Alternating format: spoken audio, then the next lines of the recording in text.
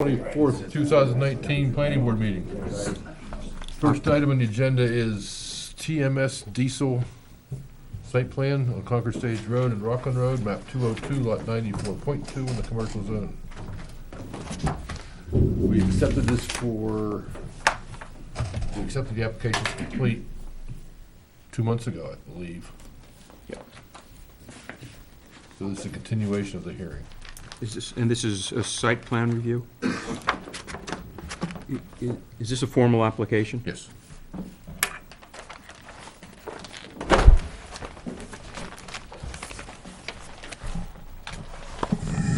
At least I received some plans via email this morning, or today.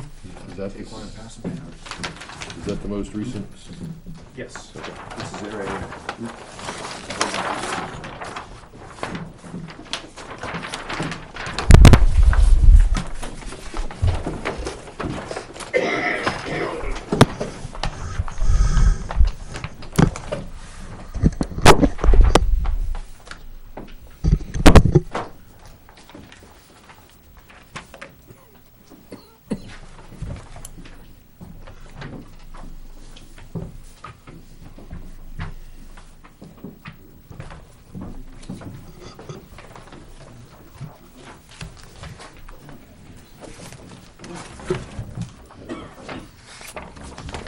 This guy's Dan Higgins. This is Dan Higginson. Yes.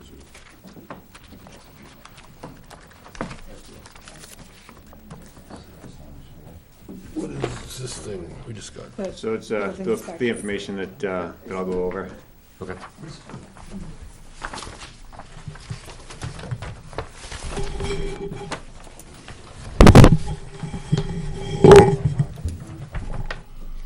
So the first page of the packet that I handed out is the traffic study. The traffic study in its entirety is about 50 pages that I have right here. This is the findings and conclusion page that I gave you. In the end of it, to summarize, the traffic counts, the future traffic projections, and the analysis of the intersection capacity and level of service contained herein demonstrated that the proposed development project will have minimal impact on traffic operations in the study area. Physical modifications to the study area intersections are not required as a result of the additional traffic from the proposed development. They rate intersections on a level of A through F. The ratings existing and after proposed construction didn't change. I think that the longest delay expected in peak flow was under a second. And that's all in the report that I'll give to Kelly. Sure. Question? The 16 vehicle trips during the AM peak hour, does that include employees? Or Yeah, everything. Isn't that a small number of additional trips? I don't know how they come up with it. I mean, it's all in the report, but they came up with 16 in the morning and I think 22 in the afternoon peak. Or Yeah, I agree, that's what they came up with. Well, you're having 12 employees. right. So in the morning, 12 employees come in And for other what have yous, and then in the afternoon, 12 leave. Those 4 have to get out, and then a couple other Right. come and go. So that's obviously why the afternoon number is larger than the morning number.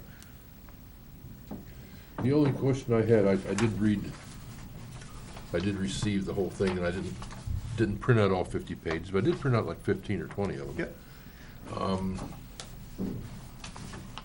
So at the last meeting, there was questions about to get the traffic engineer's opinion on the speed limit of 50 miles an hour, which they felt was adequate. And that's not what he says, I believe. That's actually my question.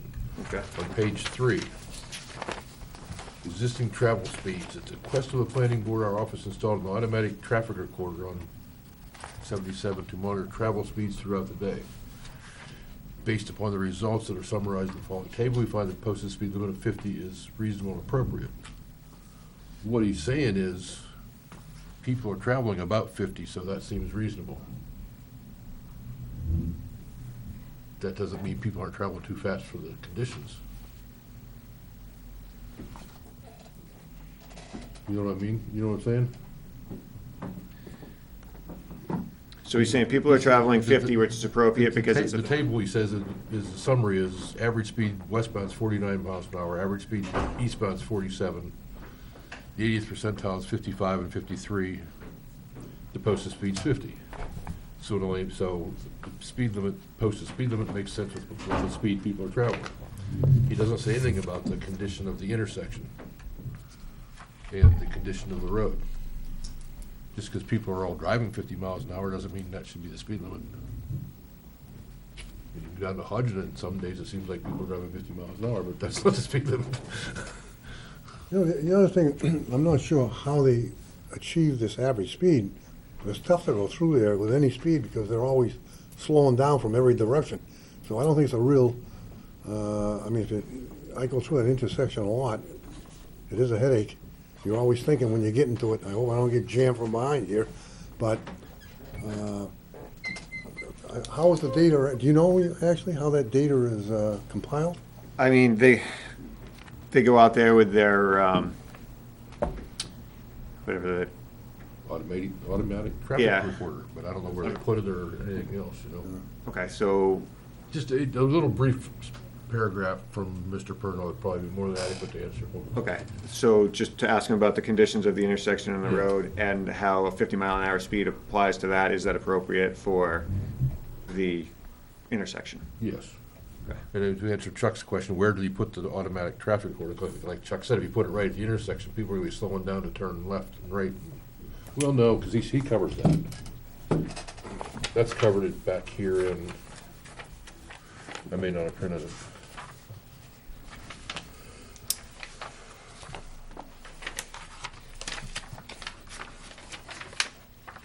I didn't print it. It was covered in the, later on in the report, it had a graph, how fast, 0 to 10, 10 to 20, 20 to 30, et cetera, Oh, okay. that everybody was traveling. And there was nobody 0 to 30, basically, everybody was between the 30 and, some people were going 75 miles an hour, but like one. But that's in the report, so I don't think that's a problem. That was the only question I had reading the traffic study, is to make sure he understood what we were thinking, or requesting.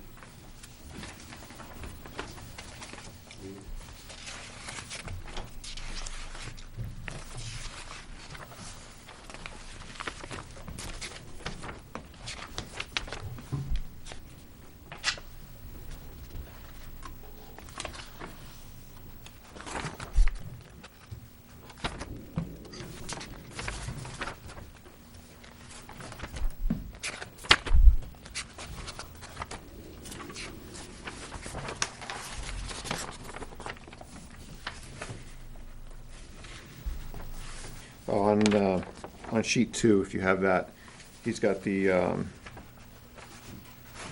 it's a blue slash, it's the automatic traffic recorder location that they put up, and it's, it looks like it's west of the intersection, probably about halfway down the length, the frontage of the property. Yeah, that's here, yes. And then there's another one that DOT had done that was on River Road below the intersection of Rockland, and another one where River Road comes out to Concord Stage. Okay.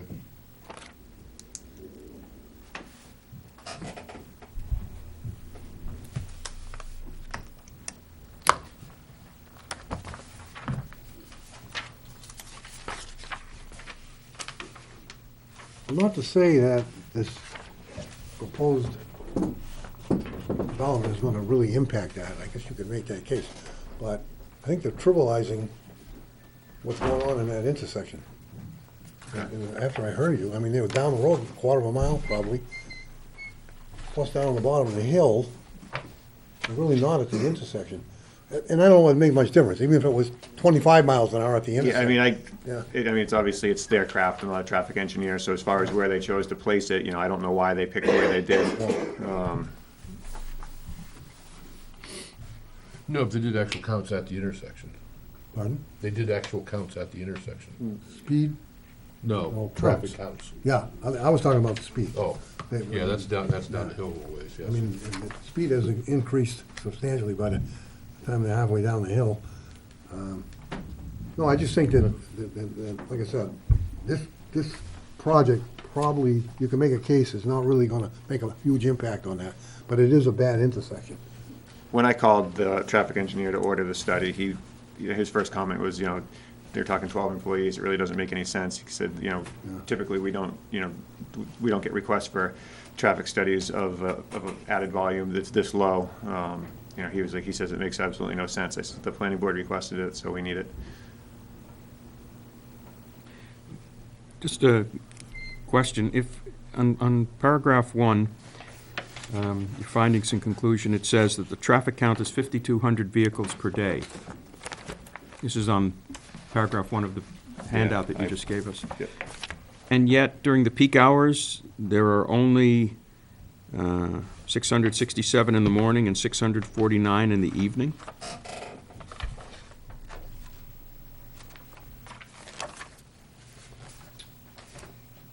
Yes, That's what it says. page 4 has a graph in the bottom of it. Vehicles per hour.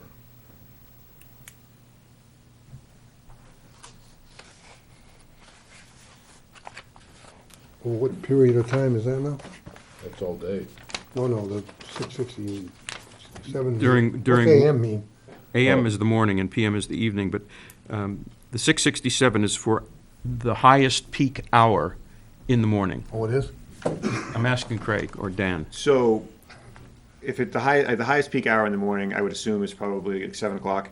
7 to 8. 7 to 8. So if there was 667 from 7 to 8, maybe there was 665 from 6 to 7, and 500 from 8 to 9. So that was, those 3 hours in the morning is when most commuters go, and, it's a longer time period than just 1 hour. So that's what you're seeing for the peak of That's- 1 hour. That's 10 a minute. Yep, Every 6 seconds, a car's going by. yep. That sounds about right. And even with that, the study says the intersection can handle the extra. Yes, it does.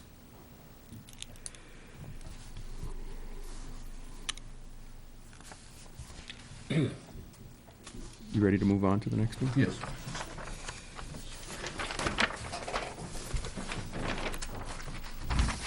The stormwater management, So the full document is 90 pages. The summary, the proposed stormwater mitigation and site development result in a slight increase or no change to each observation point during the analyzed storm event. Points 1, 2, and 3 show small increases in the 10-year flood event. Flows to point 2 during the 10-year event are unchanged.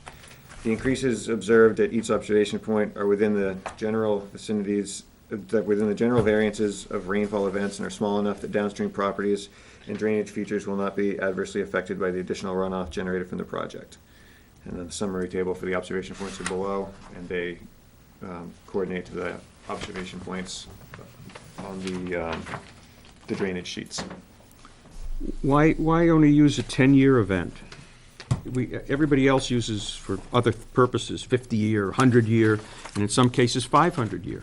And those are, in the study that we were shown, that you gave us, or that was sent by Kelly, it showed those periods of time. Considering that the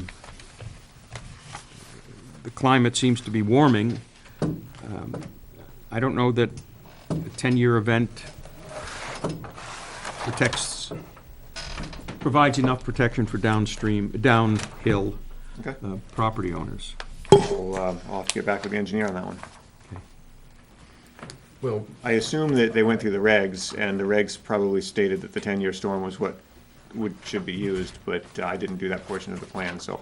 But could you ask him not only why he used 10 years, which will give us what would happen how would his report change if he used 100 years? Without actually doing a full Without doing report, it. I mean, so it's gonna be his opinion on how it would change. Right. I mean, if he's going to say it's a trivial increase, that's fine. Yep. But if he's going to say, whoa, if we did use the 100-year, we'd have to do some significant, I believe we'd have to do some significant changes to the plan, that would be helpful information.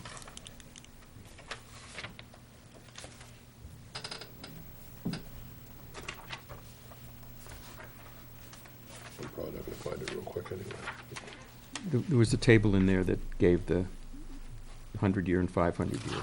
1, 2, 3, 4, 10. In here? No, in the report, I was the looking Kelly for sent us. where it says it in the subdivision regs. No, not in the subdivision regs.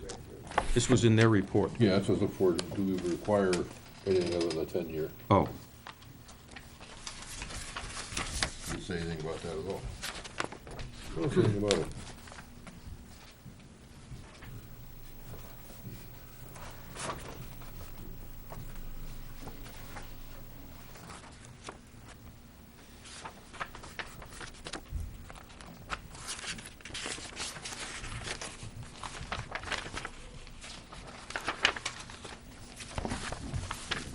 I don't see anything about the rainfall frequency to be used in the site plan regs. Subdivision regs say 25-year frequency for commercial or industrial. this is commercial. Yes. Between pages.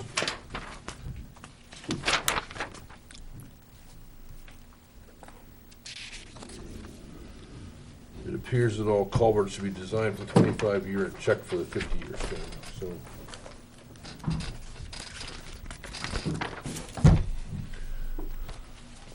My question was on the drainage, we have these 4 discharge points.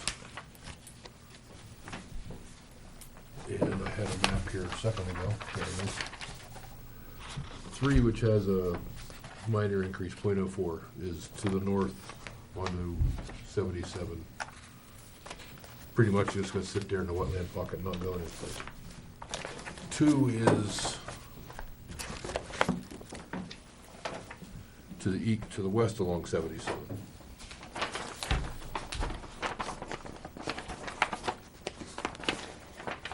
4, which is the biggest increase, is south, kind of towards along Rockland Road,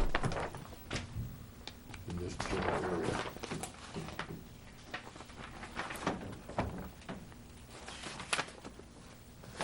Well, I think We're sitting in the back, and he just did not speak against it, was speaking for the project earlier, but that's right towards his house, so he might want to be aware of that. These things don't work.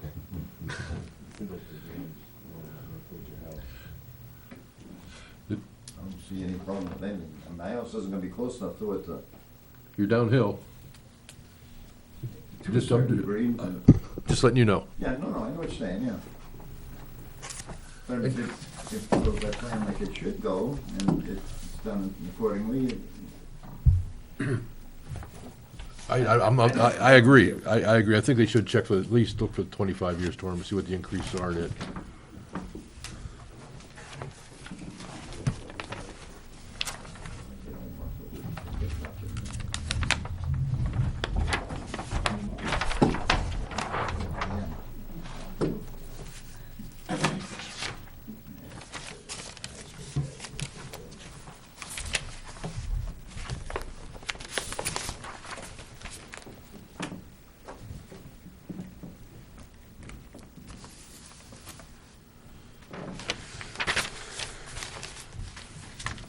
Then we got a pretty sign. Yep, that's the proposed sign. Is this internally lit? Yes, So that's going to be on 24 hours a day. during hours of operation. And I believe that it can't be on 24 hours a day in the sign ordinance. I believe it can be on 24 hours a day in the commercial zone. Okay. We were proposing during, And business hours are 7 a.m. till 5 p.m., 10 p.m., 5 p.m. 5 p.m. Okay.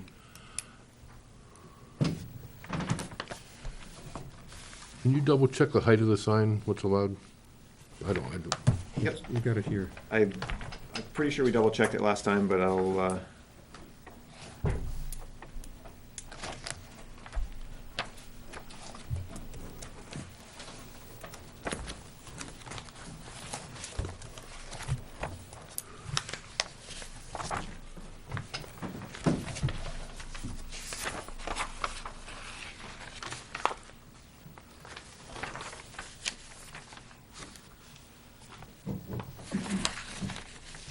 The height of any sign shall not, in commercial district, shall not exceed 12 feet from the center line elevation of the road.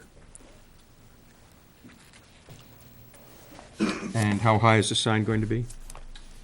not higher than 12 feet from the center line of the road. That's not what your application says. So the sign regulations were changed Some years ago. relatively recently, since we came in here. There was some sort of No. change going to them. I remember that we looked at it and something new was coming on. It was changed in 2011, I believe. Okay. No, wait, I'm sorry, 2016. 2016, this section. That could I be. remember we talked about it, and there was a proposal or something that I looked into, and that was where I got this information from. So we obviously want to go with what the regulations allow.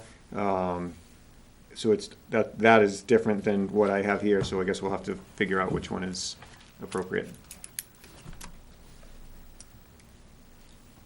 Where's the note about the, there it is. Got it, number 8.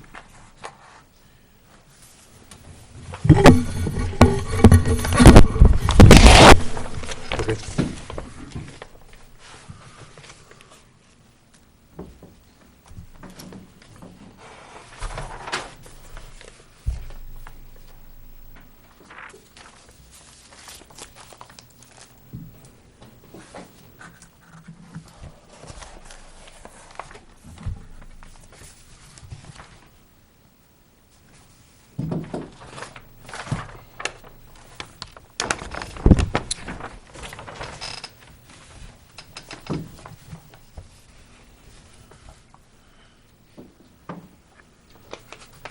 Where's the sign, on Rockland Road?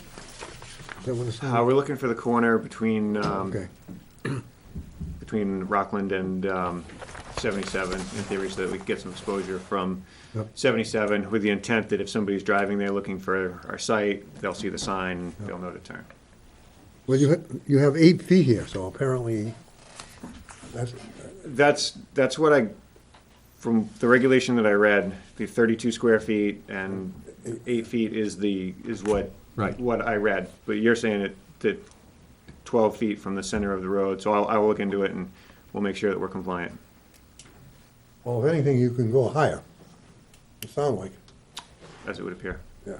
And so, is the sign shown on the, Yes, it's in the top corner, near Merrill Road. got it. And that would be, so the sign is fully on his property, Correct. and the sign has to be,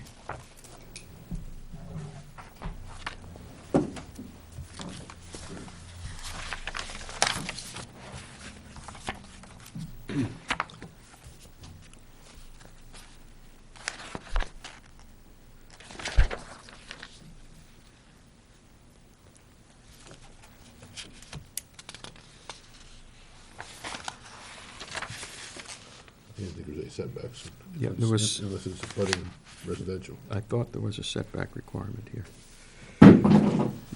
Well, it pretty much depends on the elevation where you're putting the sign, right? Yeah. I can't even picture it, I don't know if that's probably higher than the road? It is. Yeah. It goes up there. I mean, and there's a number of trees that would be blocking the view from it that we need to get with the state on to, to open that up. So Here. it's not the most ideal spot in the world for a sign. I mean, it would probably be better along the side of Concord Stage, but those are the areas that we're trying to shield from sight from the neighbors. So, it's to put a internally lit sign over there is not really what we want to do to them. Section 34.5. A sign shall be placed in such a way, and this applies to all districts, that it is not a source of danger or hindrance to traffic and is not within a side setback. So it's front As setbacks. set forth in other articles, the side setbacks by zone, commercial is 30 feet. So He's in the front I'm in setback. front setback. It's So it doesn't road, it's matter. frontage on both of those. 50 feet from the front. But no, he can be right up against it, right up against the property line. It doesn't mention its front setback, it mentions side, Side. and that was on purpose. Where, so where's the front of the property and where's the side? Any part of I the don't think- property I that don't think has a this road side. on it would be You road have a front frontage. and you have a rear, in my opinion. You don't have a side. FYI, 77 is about 75 feet from the center line to the property, it stays right.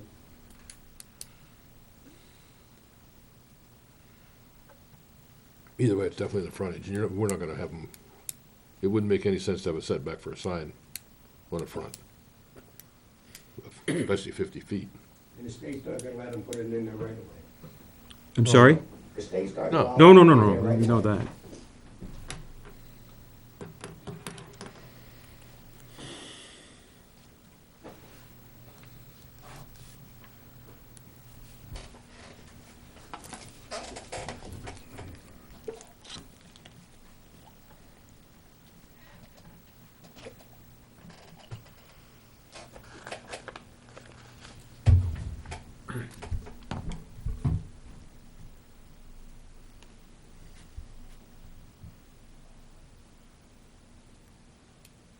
No, the location of the sign's fine.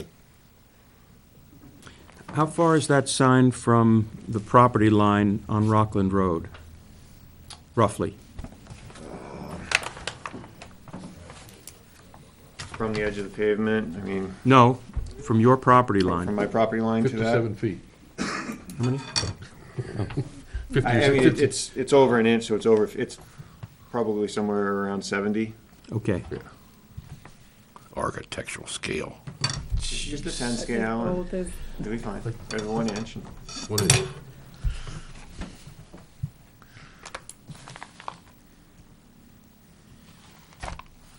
I think you're gonna wanna revisit that, you may wanna revisit that location. Okay. Next.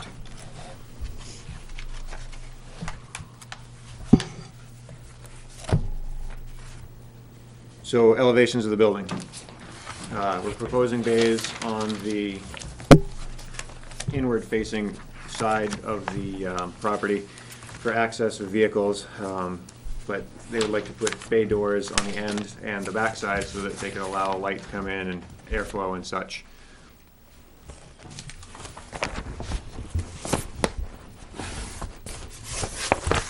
Couldn't you put windows in and open them up? It's not, they don't really have that set up. And they're not gonna gravel it or anything like that. So the side with the farmer's porch, for lack of a better term, that's the side, Facing the East. entry. okay, yes. Facing Rockland Road. Yes.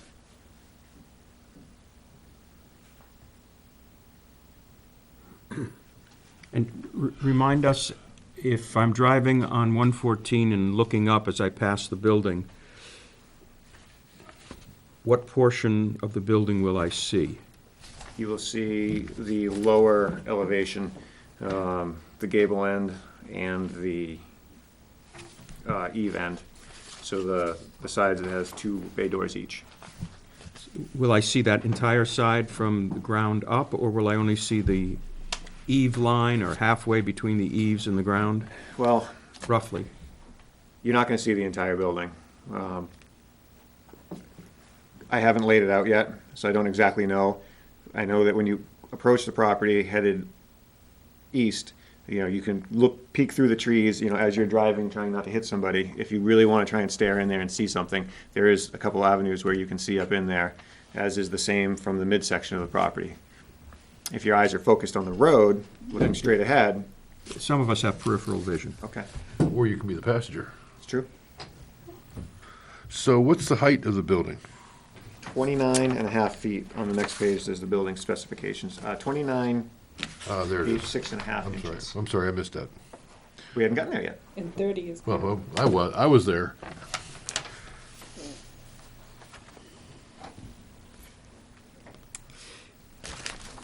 How, the way the building is situated now, would you be able to go out of the back door? No, Because you'd be on state property, basically. the rear, so the rear gable and the rear eave would not be for access to leave the building. He just wants the ability to open it up for light and airflow.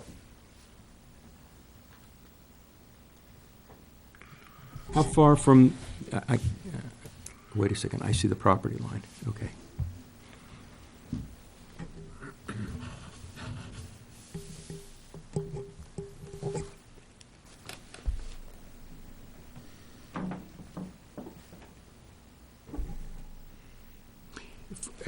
From the rear of the building going down towards the road, that's pretty steep? The rear being the 120-foot long. This side, Yep. Yes. Which side? this. Right now, I'm driving east on 114, and I'm looking at the gable end with the two doors It goes up 8 feet. and the side. Yeah, so finished floor is 556, and then it goes up to 562, so 8 feet. And then the pavement down there is 540. 546-ish, so the pavement is 10 feet below the finished floor, and then there's an 8-foot berm in between, so the pavement is 18 feet below the highest point. The building floor is then 8 feet below that. That berm is there now, or is this something that's? No, that's there, the land does that, so we're looking at cutting down to keep the building as low as we can, so that when you're passing by, you're not gonna see it. Right. So in theory, if you're 18 feet below it, looking up at a 45, I mean, you're gonna be catching the eave and the roof. Yep. So the only place that you could catch a glimpse of it is lower on Route 77, through those woods. And obviously, we'll do a site walk and have it staked out so we can look. And these end doors on the west end, are they going to be used for traffic? Nope, the west and the north ends are just so that they can open up the building. I think that ought to be one of the notes. Well, you look at the grading plan, if you flip a couple pages, it's pretty obvious there. It's not, yeah, you They can't. can't possibly.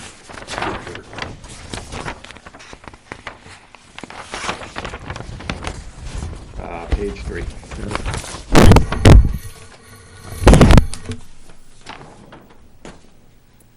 Yeah.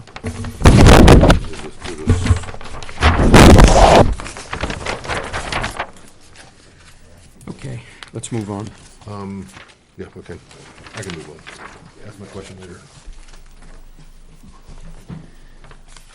So the next page, we're proposing to do some plantings along the berm. Those are fast-growing arborvitaes. They grow about 3 feet a year. We're proposing to plant 5-foot tall ones, about 10 feet on center, so they can bush out. The locations are not shown on this plan, because obviously we will do a site walk, and we wanted to take input from the neighbors and look at where the sight lines were, and then we can place them on the plan where it seems most appropriate. I've got a whole bunch of other fun facts about how they grow and whatnot, but we could save that for another day. I like fun facts. Well, let me get my 5 sheets out about them.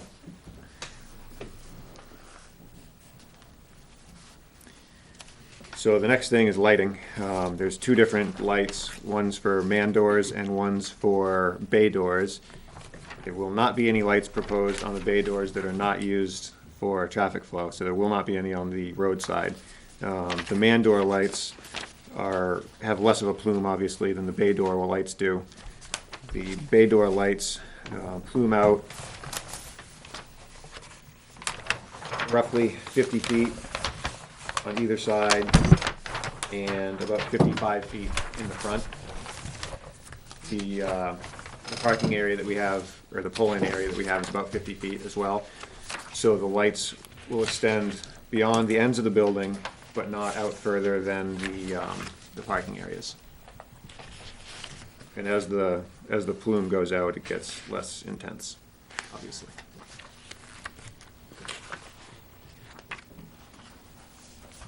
So no lights on Route 114 side.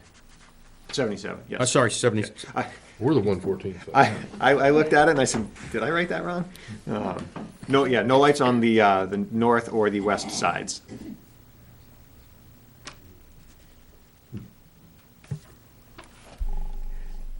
These are gonna be downcast, motion detected, or I missed that, what? are these downcast, motion detected, I assume? Yes. What is where are the lights? How many? Above the bay doors and above the man doors. So that is a good question. and they're motion sensor, all of them? Because doesn't he want to keep them on, let's say, in the winter from 4 to 5, 5:30? I don't know. I'm asking. We'd probably just turn them on at those times and put a motion sensing outside of those times.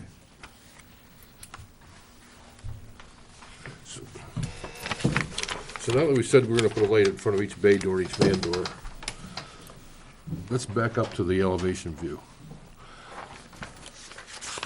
The top one shows, it appears to me to be 6 bay doors and a man door on the south side of the building. Yes. And you're, okay, And then a man door on the gable end in the front, in the middle. so you're gonna have 20-foot wide, I don't wanna call it, don't wanna use the word units, but, spaces, basically. 20-foot wide would be a door in it, 20-foot wide would be a door in it. Then boom, you got a man door with a 20-foot more for the 120-foot total. The doors 20 foot wide, or the section between? The section between them. I don't think it was quite that much. Well, you got 120 feet and you got Yeah, I know, I just- 6 doors, so it can't be 20.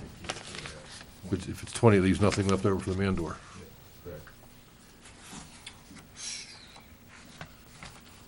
I follow what you're saying.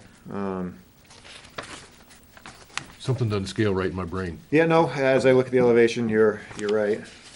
Because I just pulled it back up to see where the man door is again. Yeah, we'll get that figured out with the manufacturer. Is that a man door in the middle of the east end? Yes, Okay, main entry. that's what I assumed. Okay. Then there's one man door in the north and west end as well. Yep. Dan, there are two different kinds of lights here. Yep, the, Which is going where? the W3470L would be the bay door lights. And then the second, which is first, which is second? The second one, the slim 12, is the man door light.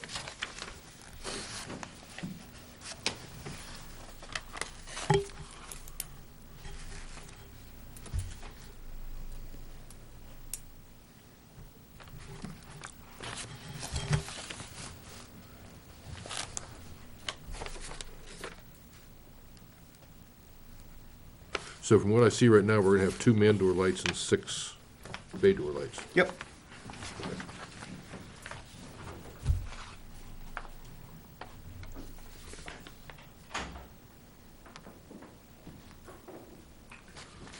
Are we going to be talking about the cement floor and drainage? and Oh, stuff? yeah, we're gonna get into all that stuff. There's no lights on the 2 overhead doors on the, on one end. On the west end? That's the west end with the two Yeah, bays? no, those are the doors just for ventilation and to let light in during the day. Okay.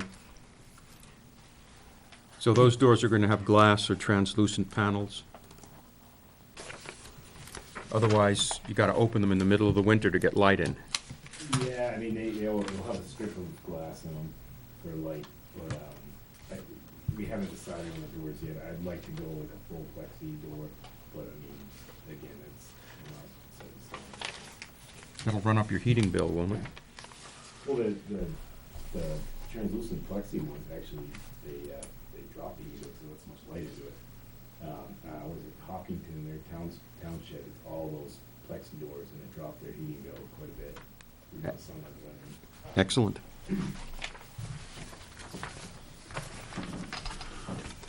So Dan, you're trying to show us on these graphs, I shouldn't have said you're trying to show us, but you know what I mean. It appears that 54 feet away from these bay door lights, the lumens are down to 0.1. Yes. Okay.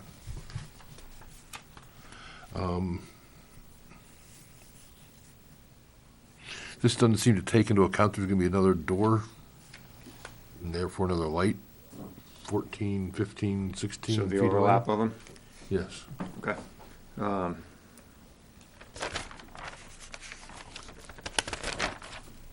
mean, you're only gonna have one, and you're only gonna have the one man door in the front, and it's showing down to 0.1 lumens at 24 feet, so. Yes, if you look at it, you're gonna see the light bulb, I guess, but that's not traveling very far, that's for sure. 24 feet's the back, not even to the back of the parking spaces. Right.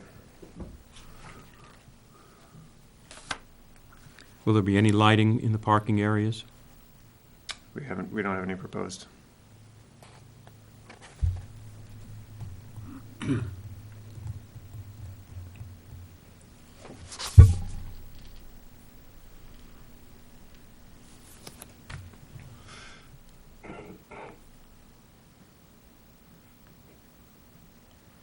So your peak is almost 30 feet high, and your lights are gonna be roughly 20, I assume? Because of. Top of the bay No, door. not even that, not even that, 'cause the soffit's at 8. Whatever it was. I'm wondering if there's any sense in even worrying about the overlap, because it's all to the south, away from everybody. Right, And it's gonna be, there's a dramatic amount of, I mean, it's gonna drop off like crazy at 50, 60 feet, which is right. the back and of the it's, parking lot again. You know, again, it's just So I'm pointing gonna- towards I Frank's don't house, need- and we don't I care don't about need to worry him. about the overlap. Okay. I was talking myself out of it, is what I was trying to do. Sure. there. That's fine. Took me a while to get there, but I was Good. going around to No, it. I kind of used the same rationale when they provided me with this. Well, it's, you know, we're not really, Yeah, one no. light's not really carrying past the parking Right. area, and we've got a dramatic distance before we get to anybody else, so it's, Yeah, anybody that sees the thing is gonna see the one light to the east, yes. basically. Yep. I mean, yeah, there's gonna be some reflection, it's not gonna be completely dark, but it's not gonna be a bright sky, that's for sure.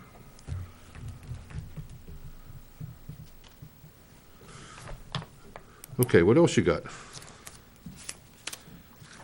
Well, that's the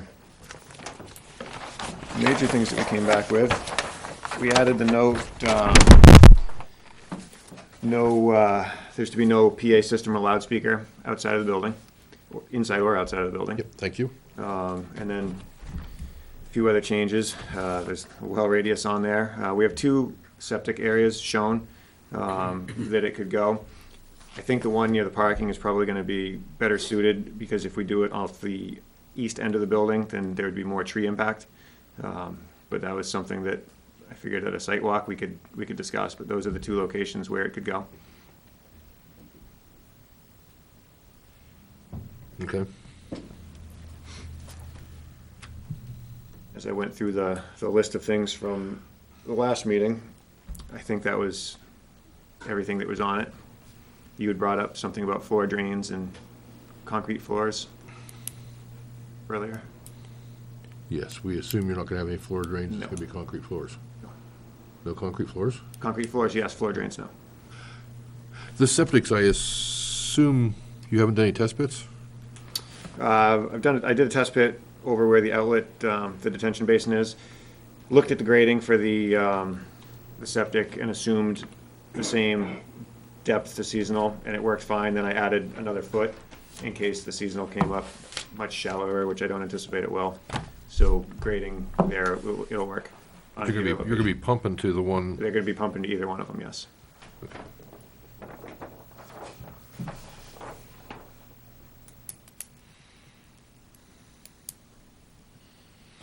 and you said you have about a 2-foot seasonal? You think, what you said? Yes, somewhere in that neck of the woods. When I looked at the grading for this, I dropped it down to a 1-foot seasonal, because I know that it's gonna be deeper than that, so I wanted to make sure the grading would work, on either site.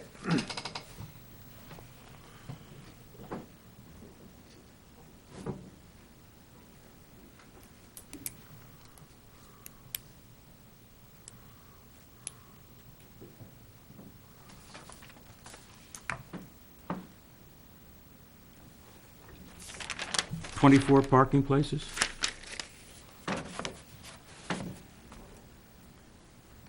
That's what the note says. Yep.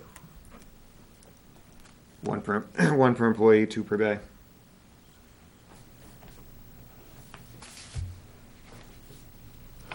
You have a note 16 about the proposed future one-way drive. Is that this? The loop around the wetland? Yeah.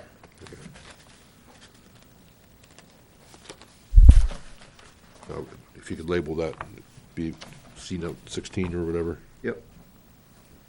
That's what I assumed, but.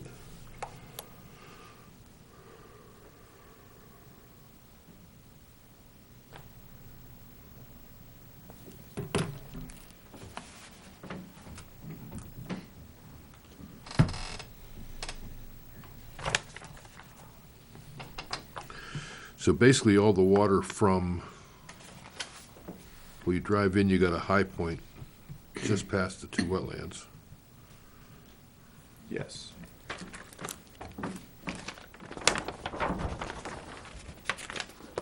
Then you drive in, you got 4 parking spaces, or 4 on the left. From that point, everything's gonna drain to your detention basin. Correct. And there's a conveyance swale near the entrance to handle water going back in the other direction.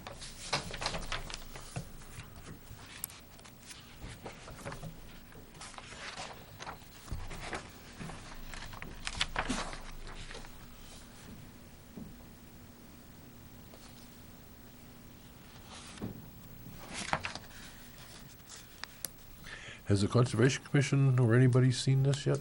Sent it to him, but I haven't heard back. No from him. comments from fire, police, conservation? No, Dan spoke with Benji Yep. about the driveway, and he was fine with the location. He remembered all the details of it from before. The police department, I believe, had no comment, and I've contacted the fire department to make an appointment to discuss the project, but we haven't set that up yet. I believe Kelly also reached out and asked them what they would be looking for fire protection. right, whether it's So we're- cistern or sprinkled. We're waiting to hear from him.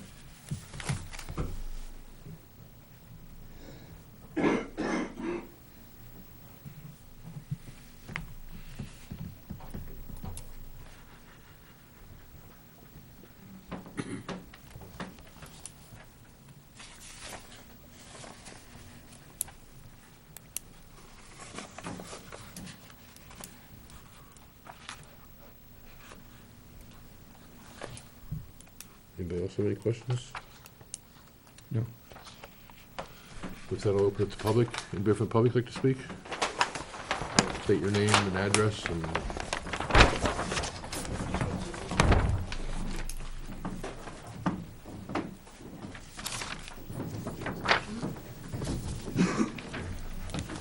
Good evening. I'm Roland Boy. I live on Merrill Road. And I spoke with, last time I was here, and I guess the traffic study, I don't believe there's an issue with that intersection coming from Rockland Road, east and west. It's Walker Hill, that's the problem. So if there's an issue with that intersection, it's gonna become Walker Hill, because when you come out of Merrill Road and come to the stop sign, and the guy at the stop sign on Walker Hill is right in line with you. So he has to cut around you like that if he wants to cross over. That's the problem. There's no other issue I could see on that road. That being said, whose ideas were the trees? Isn't there enough trees there now? There's 15 to 20 feet in sections to that side of the road. It's trees already. On the other side of the road, there's gotta be 50 to 75 feet of nothing but trees. I went down that road just yesterday, after a lot of leaves came down, to see what I can see. Well, you have to, we have to make the assumption that the DOT is gonna clear cut their right of way. They're right away 75 feet, but that's from the center line. And the Yes, DOT is not gonna cut that road. You see them doing any cutting in the last 50 years? No. actually, yes. Not right there, but yes. It ain't gonna happen. Mhm. They could even blast the ledge down through there No, unless they I plan said, on widening I that mean road. cut the trees. Huh? I mean cut the trees. What purpose do they have to cut the trees? They're not gonna land on the road. They're so far away from the edge of the road, they're not gonna Just go saying. there. They've already cut them back once. Yeah, brush. Yeah, they cut a lot of pine trees down 3 or 4 years ago, something like that. Well, I don't recall seeing it done because I live there. Again, whose suggestion was the trees? We suggested last plant, a couple years ago in the other application. And for what And the purpose? abutters- And to block the abutters across the road.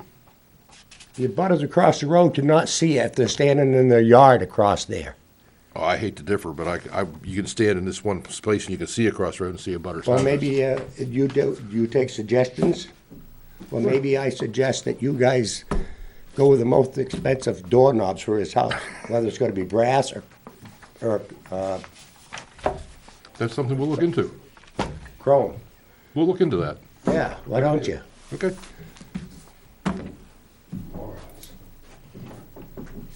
Anybody else like to speak? Roland, we probably will do a site walk, and if you're right about that, I think we could make the adjustment. Frank Burl, you know who I am. Yep.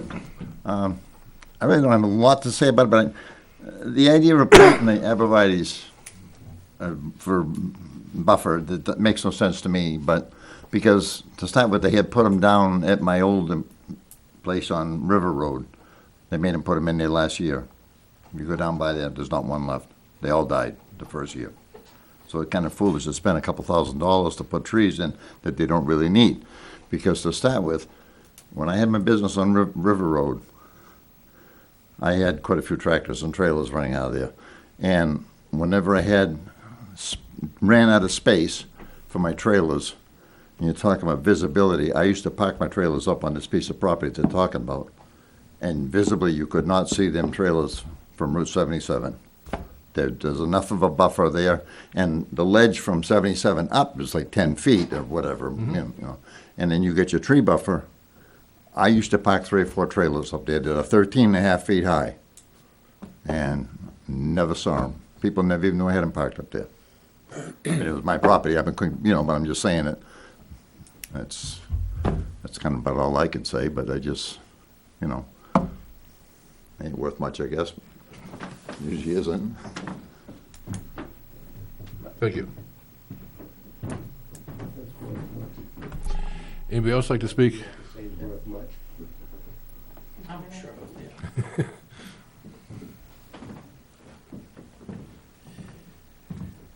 My name's Mike McNally, and I live on 18 Hejo. I do want to just give my appreciation for the considerations that have been made for the neighborhood. I would like to see the trees if possible. Hopefully they live. But I just wanted to ask the question, did we establish that this was light-duty trucks only? I think we talked about it at the last meeting. Yes, the very first note says that. The purpose of the plan is to depict the proposed location. On the plan, note number 1 on Yes. the right-hand side. Okay, I never got that plan, so, Yeah. okay. All right, that was my question, but, Light duty is defined as 26,000 pounds and under. okay, Feel free to grab a plan set and take it home again. thank you. This whole set? All right. All right, thank you very much. Thank you. Anybody else in the public like to speak? Seeing none, we'll close the public comment.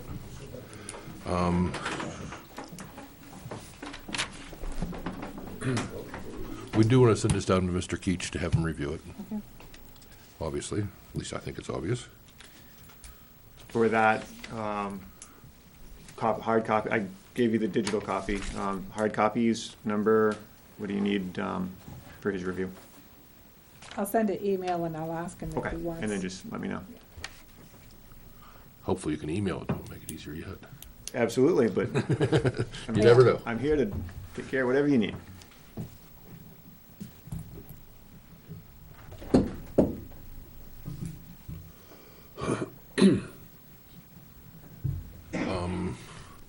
When do we want to do a site walk?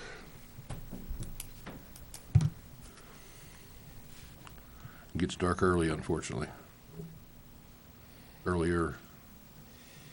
Soon. I like that. Before deer season? It's already deer season. Trick or treat.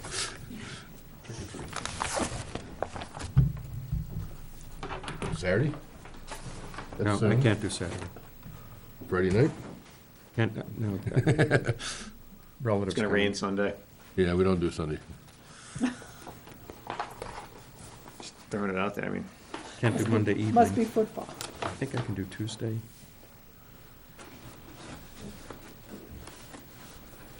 Chuck, can you do an evening, weekday evening? What's evening? Well, before 6, Yeah, it's pretty dark out at 6. 4:30. I can do 4:30. Just tell me the day. 4:30? Yeah, that's good. Tuesday? Tuesday at 4:30? What's the date of Tuesday? October 29th. And we'll get the, You'll tell Jack and Bruce? Where are you meeting? the existing access. The existing Basically at the corner of 114 and Rockland. A little bit down the road, One thing, Merrill. another thing I just thought of, I believe we went through this last time. The stone wall needs to be breached for the new entrance, and our proposal last time was to either fill in thin spots in the wall or turn the rocks in. So I believe that we've already gone through that, but if it's something. I thought you were gonna take the rocks and take them down to the access you're eliminating and plug that up. Yeah, where there's, yeah, thin spot. Was it in the last application, the approval? I believe that we went through it, but if it needs to be done, I mean, I know we mentioned it. not that big a deal to just go through it again, so I guess that's why I bring it up now. We need to, it needs to go from the planning board to the select board, correct? Right. Yes, we make a recommendation to Yeah. the selectmen. So I just wanna make sure that we get that taken care of. Did you say for how much of the stone wall? I missed that part. No, I did not say how much.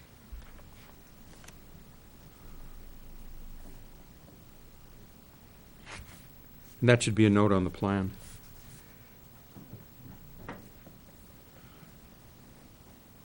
We can take a look at that Tuesday night. Yep. So if I remember right, the access is pretty simple to figure out where it is. Yeah, I'll It's- stake the building, obviously, and you wanted me to freshen up the wetland flags down in the area, along the building. Or I guess If you're gonna stake, west side. I was gonna say just maybe the building and a little bit of a couple points in the detention basin, because that'll do it for you, give you enough of a point of reference. for me it will. Okay. I mean, You're gonna walk in the access that's going to be eliminated? Is that the access point? For the site walk, yes. Okay. Yep, last time I think we met kind of along that and parked all on one side of the road, and then we went in from there. So the existing, you show no stone wall It's, where your new access is going to be. Right, because In of- fact, there is a stone wall there, there is, and the only breach is in the access, where it says access to be eliminated. correct, And that's where you want us to meet. yes. Thank you. If we meet anywhere between Merrill Road and a quarter mile downstream of it, I think we'll all be able to find each other. I think we'll go for, yeah. I have faith in everybody. Rockland Road's not that long. No. Yeah, but it'd be nice to walk in over the area where they're proposing the new We road. can, we can park here and walk up. It's, Yeah, so we it's a can little see- bit, it's a little coarse where the road is. There's some, I think, poplars that have grown up that are about head high, so it might be a little bit tough going. But we can certainly, Okay. I'm willing to tackle it if you are. And all of the internal roads are going to be paved, is that correct? Yes. The parking area and all of that? Yep. Is the future one-way road gonna be paved? At a point in time, when we dive into that and crack into AOT and whatever else, if we so decide, we'll make a decision at that point. And I apologize, I now see your little note saying potential one-way drive future down there that I didn't see before. I'll be honest with you, I didn't put that note on there, so I wasn't sure if it was there or not. We're even then, huh? Okay. Yeah, I think, the only thing else I can think we'd want to see is the two possible leach field locations. Yep. And you're gonna bring that 25-foot rod just in case we need it, right? I can do that. Want to make sure that everything that was promised happens. I think you're going to give it to me after? Because I didn't have one? I don't want it, but I think that was the conversation. I mean, thought I was gonna sell it to you, but Okay. we'll go with all that. right.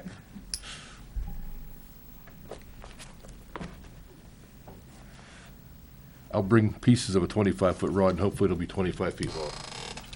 In all reality, I don't know as if that would really, if it's really going to be a help. I was kind of thinking about how we might try and do something with that, and it just, I don't know. Duct tape it to a tree and leave it there. Yeah, and then everybody walk down Bog Road and whatever. If we don't have it, we'll want it. I have a couple extras, so that's no problem. I can bring you one. You need a motion to continue? Yeah, I guess so. When do you want to do it? Next meeting? Yeah, a month. Keith So should be- in theory, Keach's review could happen between now and the next meeting. Yeah. Yeah. And the site walk and what have you, and I can address these comments that you had. November 21st. Move that this matter be continued to November 21st? Week before Thanksgiving, yes. Wow.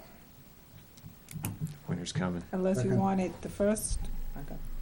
That's what I thought.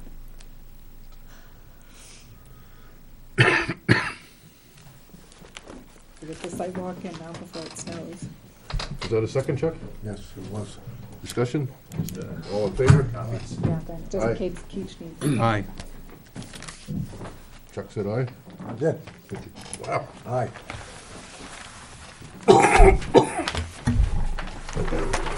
You want these back? Kelly, do we have an extra one of these for Bruce? 'Cause I know he's got Bruce and Jack. They may want one. Yeah, Do you have an extra one of these? I can Here, print them you off. can have mine. I don't want it. If you want this for Bruce. Yeah, I can print them off. Okay, Bruce and Jack. There's some leisure reading for them. Oh, thanks. Fun facts on arborvitae. Yeah. How you keep the deer from eating them? That's the question. Oh, I like your thinking. Garbage.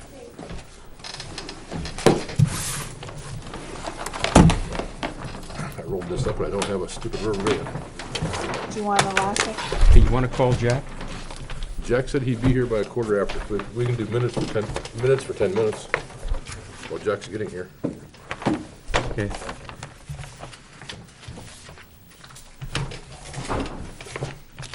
Oh. Just took this off the mine I like roll up better myself.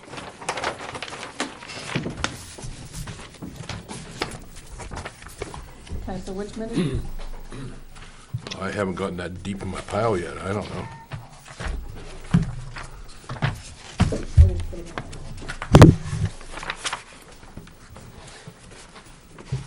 Green giant arborvitae.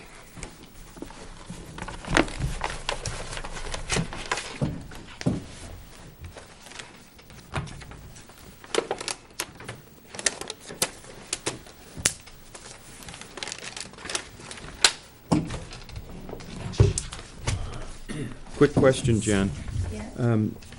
According to the proposal, the total impact, tax impact for 2020 is $1.39. Do you know what the tax impact was for CIP plans for 2019? The reason for asking is to find out if there's going to be an increase or a decrease in the tax impact. I haven't seen it, you have? You haven't seen this? No, Oh. but I might have. I have one here for you if you want.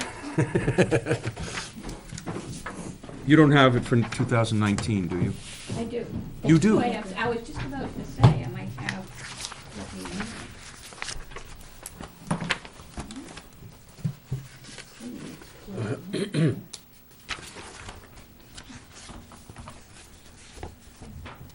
This is just at the top? Obviously. Oh, it had to go up last year with the road thing. No. Well, that wasn't part The of road it. thing wasn't part of this, number one. Right. And there was no tax impact of the road thing last year. We get hit this year. Was it on? Should be on page 7, so to speak.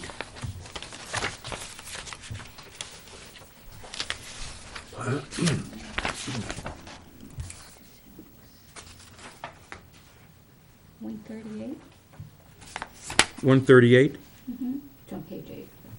and that was for 2019? Yeah. Yeah, so it's the same as this year.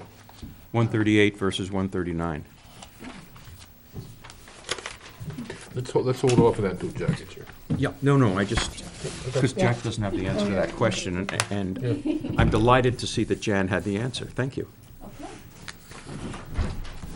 So when you were approving minutes last week, I don't think Courtney had the September 12th ones, but they had not been Correct. approved. So let's do September 12th.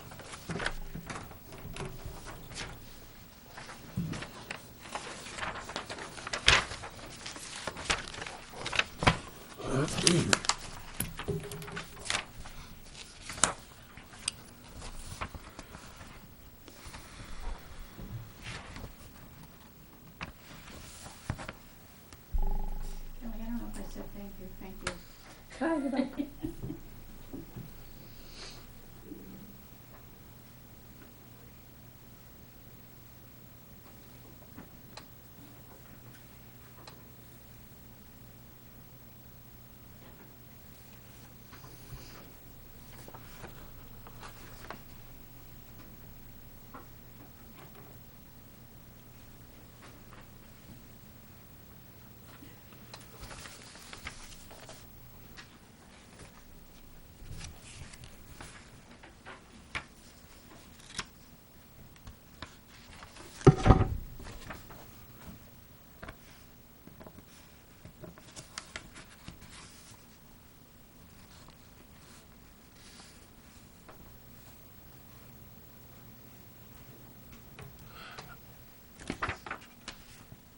Under the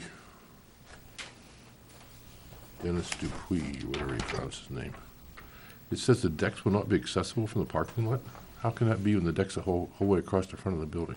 He was very clear that he couldn't have it accessible and still maintain his liquor license. How do you get in the building? You go in through a door. Where? Side? No, there's a front door to get into the building. There is a side door near the bar area at the south end of the building that goes on to an existing deck. And that would be the access point for that deck and all the other decks which would be connected to that. There would be a physical fence surrounding the deck so that you could Railings. not get access. How do you get into the restaurant part? There's a door on the east side, on the west side, right opposite Country Three Corners. There's a door at the There's a north end deck of the there. building. Yeah, there's a deck and a little porch entry door, It's not really a deck, it's sort of a ramp, yeah. a handicap ramp. You But he walk was up that. rebuilding all that. Right, No, he's gonna, yeah. not that. Oh, yeah, he was rebuilding the whole front, The whole front was gonna be rebuilt. I right. thought it was just So you can, you go into the restaurant through the same door. by either one of those doors. What do you mean, either one? There's one on this, one on the There's one on the left. and there's one I'm, on the I'm, right s- by, I'm standing on Brickell. 114 facing the building. I only know that there is one entry door on the side that faces 114. There's only one entry door. It's near his house on the northern side of the building. But it faces what? It faces 114. But the deck's gonna be rebuilt there. He's rebuilding the deck the whole way across the front of the building. So it's gonna be one big, He says, maybe I don't remember that building well. I thought the deck didn't continue up until the door. started at the south part of the building and went No, but partway up. he's adding on. But the point that that sentence is making is that you cannot get off the deck. You can only get on the deck, you can't get off the deck outside. So in other words, liquor You can't commissioner get- does not want you to walk around with a drink in the public way. Right. This is deck. Yes, This is the restaurant. yes. This is the door. That's the ramp and the door. Right. Right. And the deck is gonna be clear out here. That's what I thought too. I thought it was going all the way across. So in order to get into the building, you first have to go through a door here. No, I think it's gonna be a ramp. You have to get up on the deck steps or somehow. But that means Right. you can get access to the deck. I thought he said you couldn't do that. I may have misunderstood. Do you Maybe have the railing, maybe the railing is gonna be beyond that, so you,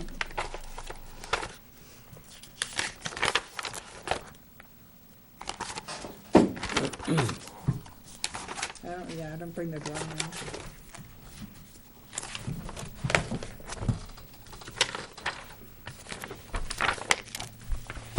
Those are garbage now.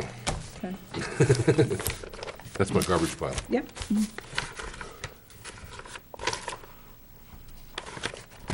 No, I don't have it either. Yeah. But the point of the sentence is that you can't access the parking lot, you can't get off the deck with a drink. Well, So that's what that sentence means. I think that sentence should be stricken, because that's worded weird. Okay. Replace the semicolon with a period, Where are you? Yep, that's fine. right here.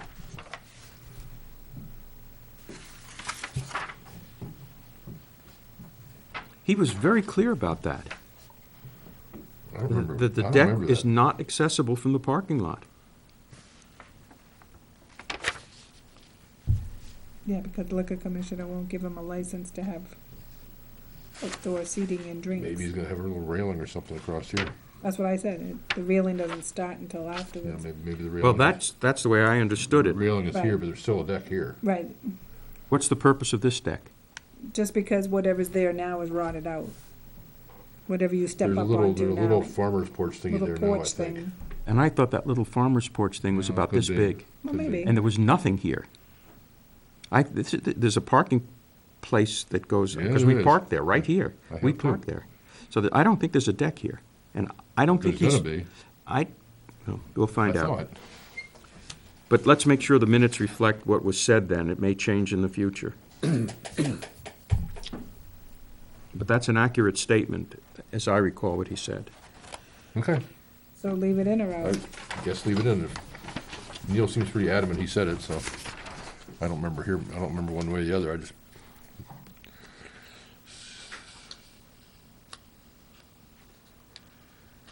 Well, I had a question on the accuracy of a statement here, on number 5.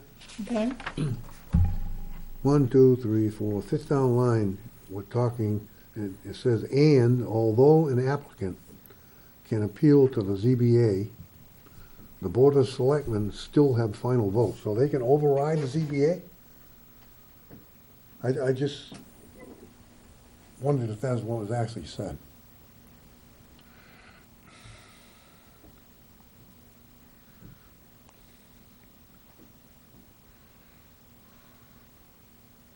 I think I can remember him saying that, but I kinda remember him saying that, but I don't know if that's, that's I fact. questioned it at the time. I think you And still need to Cause I thought you could see still, the Board of Selectmen, but it's still, don't they go for a recommendation after their variance? if they get the variance, they still need Board of Selectmen's approval to work at a Right. public highway. But if the Board of Selectmen deny the right, can't you appeal the administrative decision back to the zoning board? I think so. No, Yeah. no, it has to go to court. I think it has to go to court, I don't think you Oh, can. so the selectmen could still turn them down, they'd have to go to court? I think so, I don't think. Oh, yeah? Because who's gonna file the appeal? The sentence is, at least to me, Yeah, is it's confusing.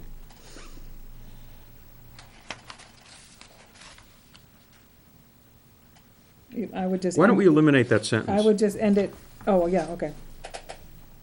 the whole That's a final, good idea. final decision to that one? Yep. Yep, Because we okay. talked about it last week anyway, or 2 weeks ago, whatever it was anyway. And then just continue, a designated town road does not You're automatically gonna actually require. eliminate that, huh? Wow, I wouldn't. You would not?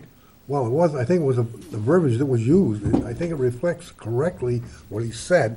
The question being, is it really accurate? And he's not here to explain.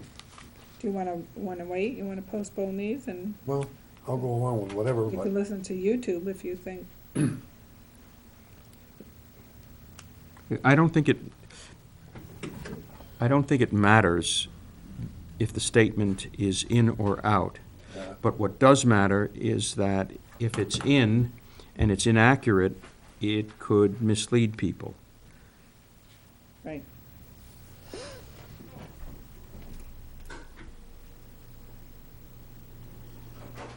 Well, that figures. well, why don't we just put it off till next meeting? Gonna postpone it till next meeting?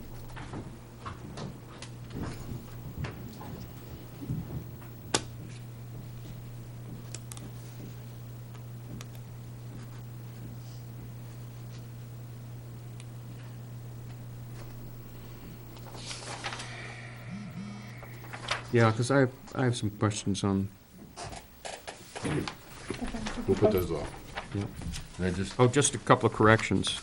That, Okay, go ahead. What I, Number 2, yeah, about 4 lines up from the italicized quotation.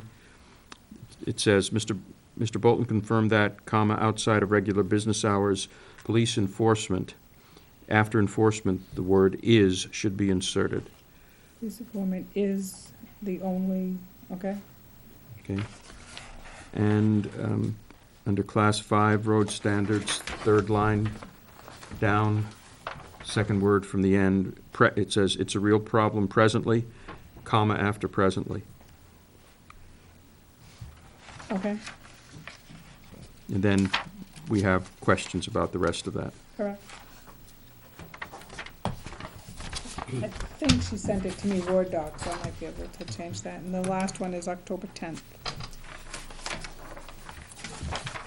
it's only a 1-page minute, so it shouldn't take long, Mr. Dearborn.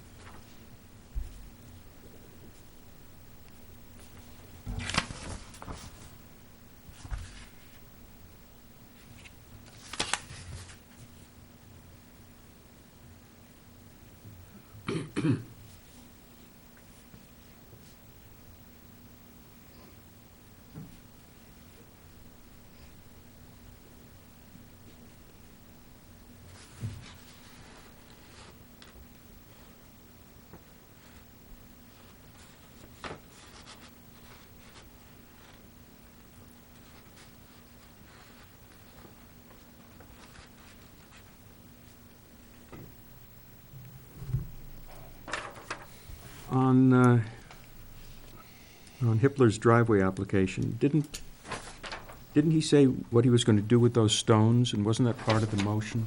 He was gonna, no, he was gonna put them in his backyard. No, that's what he wanted to do, but then he agreed he would bulk up the Oh, wall. yeah, that's right, he was. There's poison ivy in it. Right.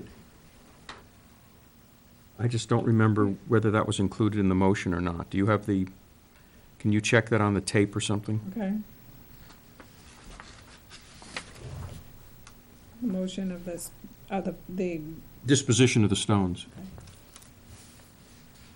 Disposition of stones. That sounds really weird. Okay.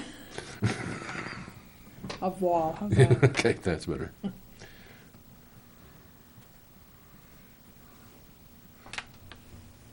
Under Whitetail, we have review of the site plan. It should be phasing plan. We are done looking at the site plan. Review of the, yep, I see it. Of the proposed phasing? Sure, that sounds better yet.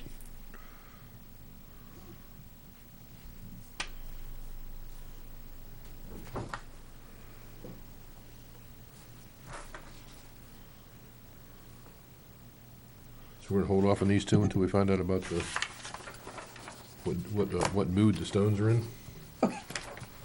Something like that. Yeah. Are we all set with B, whitetail? Yeah, just that one Except for change. the proposed phasing, I am, yes.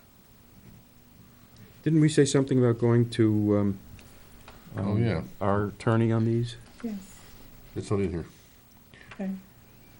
I can throw a sentence in about that if you want. please. She was gonna see if it was under, if Mr. Drescher thought it was under the planning board's purview to look at this phasing plan. Which I can't, more I've thought about, the more I can't imagine it's not. I'm sure we can. But. So we're gonna hold off on both these until next time? Yeah. Yeah. There's more in the back? Jeez, didn't know that.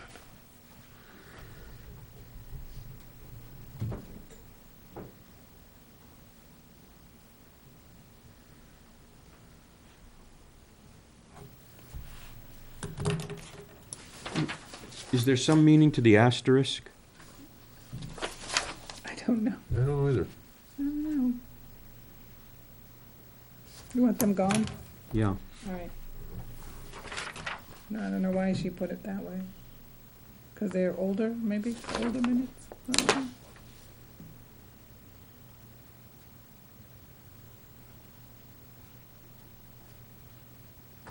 Under the subdivision regulations, I don't think it's accurate to say that the chair stated the board supports the proposed 22-foot width. No. I did not state the board would do that Right. because I can't speak for the board. Right. I think I did say something that appeared that 3 members were supporting that. You did say something to that Yes. effect. Whether that was an accurate statement, we'll soon find out. You want the word members in there instead of board? The chair stated that some members supported. Yeah, okay, that's some Okay. members. I'll go along with that. Appear to support. Yes, make sure you put the word appears in there. No. It's not what you said, though.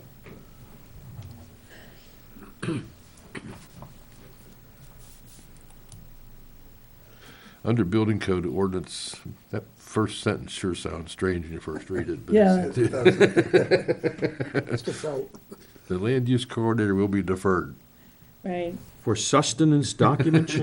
right. Hey, Can I just say that I'll be working on revising the documents? Thank you. Sure.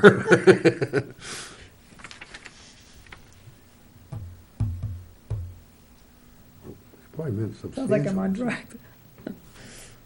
And it should, the Board of Selectmen maybe will be reviewing, and I don't think we should speak for them, and it should be, and may adopt a new Class 6 road regulation mirroring, or you can just have Mr. Meany make those statements, because I think he was the one. Right, Yeah, Mr. Meany said that the Board of Selectmen will be reviewing and may adopt a new Class 6 road regulation mirroring Town of Canaan. well, I asked him if we were gonna make that part of that building permit ordinance, so that I could add it in, and I believe the selectmen did adopt it, but prior, this conversation, they did not, so.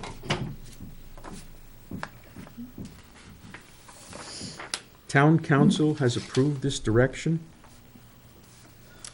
Of the Class 6 regulation. In other words, the town council reviewed that one from Town of Canaan. Oh, then let's spell it correctly, Counsel. oh, Otherwise, it's a town council, and I know we have a Board of Selectmen, I didn't realize we had a town council. learn something And new that's every day. it's a lowercase c. Yeah.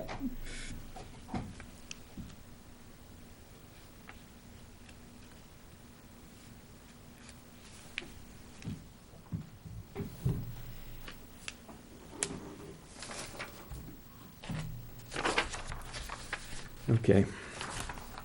So can we approve these October 10th one as corrected? No, she No, she I'm has to gonna- check. We're waiting for I'm the gonna stone check wall. on that motion about the stone wall. The move to the wall? Okay.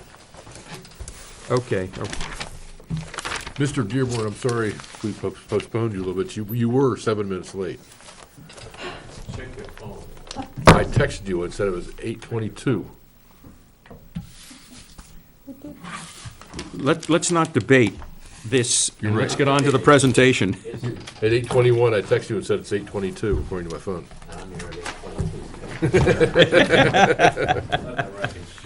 Okay. Put that in the minutes, he was here at 8:22. Alrighty. Just don't put the late Jack there. No. You got 'em? Yes. Good evening. My name is Jack Dearborn. I'm the chairman of the Weare Capital Improvement Program. This is a presentation for Town of Weare 2020. And I just want to give credit and recognition to the people on page 2, the CIP subcommittee members. Stu Richmond, Vice Chair, Steve Roberts, a member, Gary Shelto, Jan Snyder, ex officio, and Bruce Fillmore, Planning Board. I also like to point out that Naomi Bolton, Beth Roos, as well as Kelly Dearborn-Luce were people that helped us schedule, put the package together, and coordinated a lot of the activities. Thank you, those two. Page 3 hasn't changed from the previous years. It's basically a department priority classifications as it pertains to what type of request it is. Question 4 and 5 are basically the eye test, if you will. But what it does is compliant with the state of New Hampshire RSA 674, I think it's 5, 6, and 7, and 8, that defines a 6-year plan, and we have out here to the right-hand side from 2000 for this year, 21, 22, 23, 24, and 25, we have the proposed requests for those 5 future years. So that complies with the requirements. And you'll see that this is basically all the requests, and we sum up the requests. Now, obviously for 2020, these will have to be voted on the warrant in order to be approved. And the future ones are just basically whatever the departments have sent in to us. So, going on page 6 and 7, this is sort of the whiteboard, we call it, where we aggregate all the requests for this year and vote as a CIP to include in this year's plan. And I'll just briefly go through it. We have a highway department of 4 requests. We have a police on 1 request, but quantity of 2 cruises. And Parks and Recs are requesting another shot at last year's architectural engineering surveys, in which we'll get into more details. Total impact, assuming at the $877 million for setting the tax rate, we're requesting this year if it all passes 84 cents. And then if you look at the current long-term, which we have in no short-term debt, it's another 55 cents. Principally, it's the town shed, town garage, and also last year's road reconstruction budget that we did. That's included in the 55 cents? Yes, we'll see that later on in more details. Getting on to the police department, the request is, and sort of the background to this is that we now have an ACO, I'm told. I haven't met the person, but being that, and the car that person was using before is basically being shuffled off to the state auction or junkyard, whichever is first. So, to that end, there is no vehicle for that person to use. The plan here is to take the 2013 SUV and basically decommission it as a full police vehicle and allow the ACO to use that. And the intent is to replace one of these new requests for that vehicle. And some of the attributes of the reasoning for doing a Tahoe over a Challenger is liability of ergonomics addressed. There is some trending in the police services that show that sitting low in the car with all the accoutrements around your back in that seat is uncomfortable and has some long-term issues associated with it. Probably the most important for the town of Ware is ground clearance, going over Class 6 private roads and also out in the middle of the woods, such as the backwash area of Clough State Park. They're always patrolling out there, getting called out there. And it's an issue for having appropriate ground clearance, an extra roughly 3.4 inches. There is an increased room availability within the Tahoe, which is sort of an SUV, a little bit bigger than what the current Ford is that we have, the Explorer. And storage on the back, it appears as time goes by, there seems to be additional requirements to carry equipment in the vehicle, and it's becoming overstuffed in the existing Challenger trunk.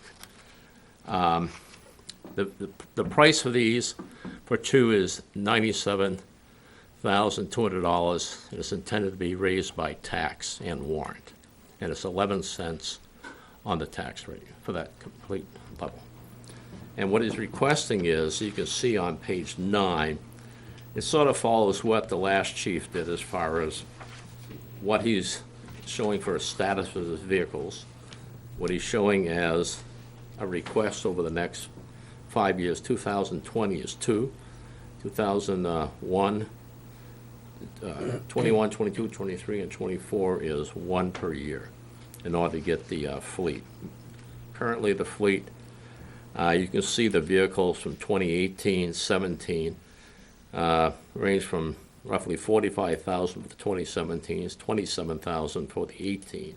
Then you get into the geriatrics up in the Cruiser 6, 8, and 9, a high of 165, a low of 123,000.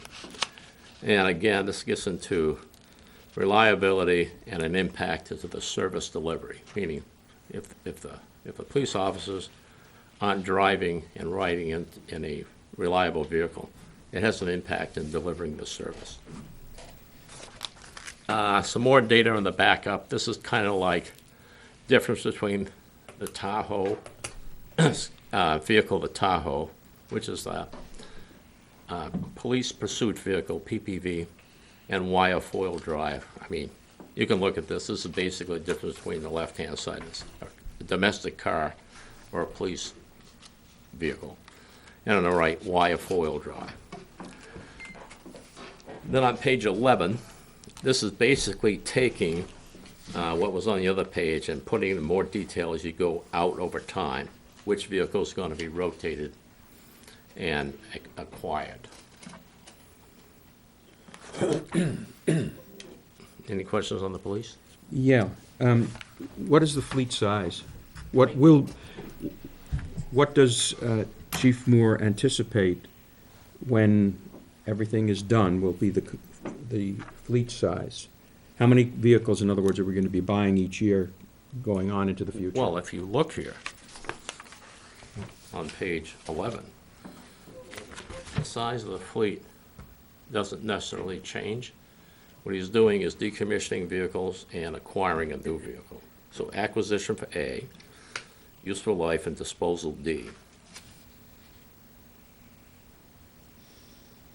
Essentially, I think it's the size of the fleet he currently has. So 5, if I'm reading this correctly, we will be buying a total of 5, or we will have, once we've fully implemented, 5 Tahoes. He's And these will be requesting patrol 5. vehicles. He's requesting 5. We have to take them 1 year at a time. No, understood, but assuming Yes. everything he requests is granted over the, whatever period is, 5 years. and then at that point, we will be buying 1 a year to replace. Well, I can't speak beyond 2024, but it all depends on the age, the hours, and the mileage and the condition. I mean, certainly it's going to be those 4 Challengers or the sedans. They're going to be in the game for another 4 or 5 more years. Yeah, why is the chief getting a Tahoe for 2020 when he could take that Tahoe and give it to one of the, use it for patrol? his intent is that he is not gonna be a solely administrative chief. He's gonna be a patrolling chief. And when he's basically on 24/7, and when he responds from his house to come here, he needs to be in a vehicle. And the one he's got is getting very, very tired, that little powder blue one. Gotta wait. So one of them is to essentially replace the ACO. The other one is what we've been asking for the last 2 years, to complement the 5. That we, I got that. Understand? I was hoping that the patrol officers would get these new vehicles and not the chief. The chief would get something, but it wouldn't be one of the new ones. Well- He might get a Charger. I'm not managing the police force, okay? And Yeah. this is his request, and he already says why he would like it. The police, sort of under the direction of the select board. We're just telling you what he asked for.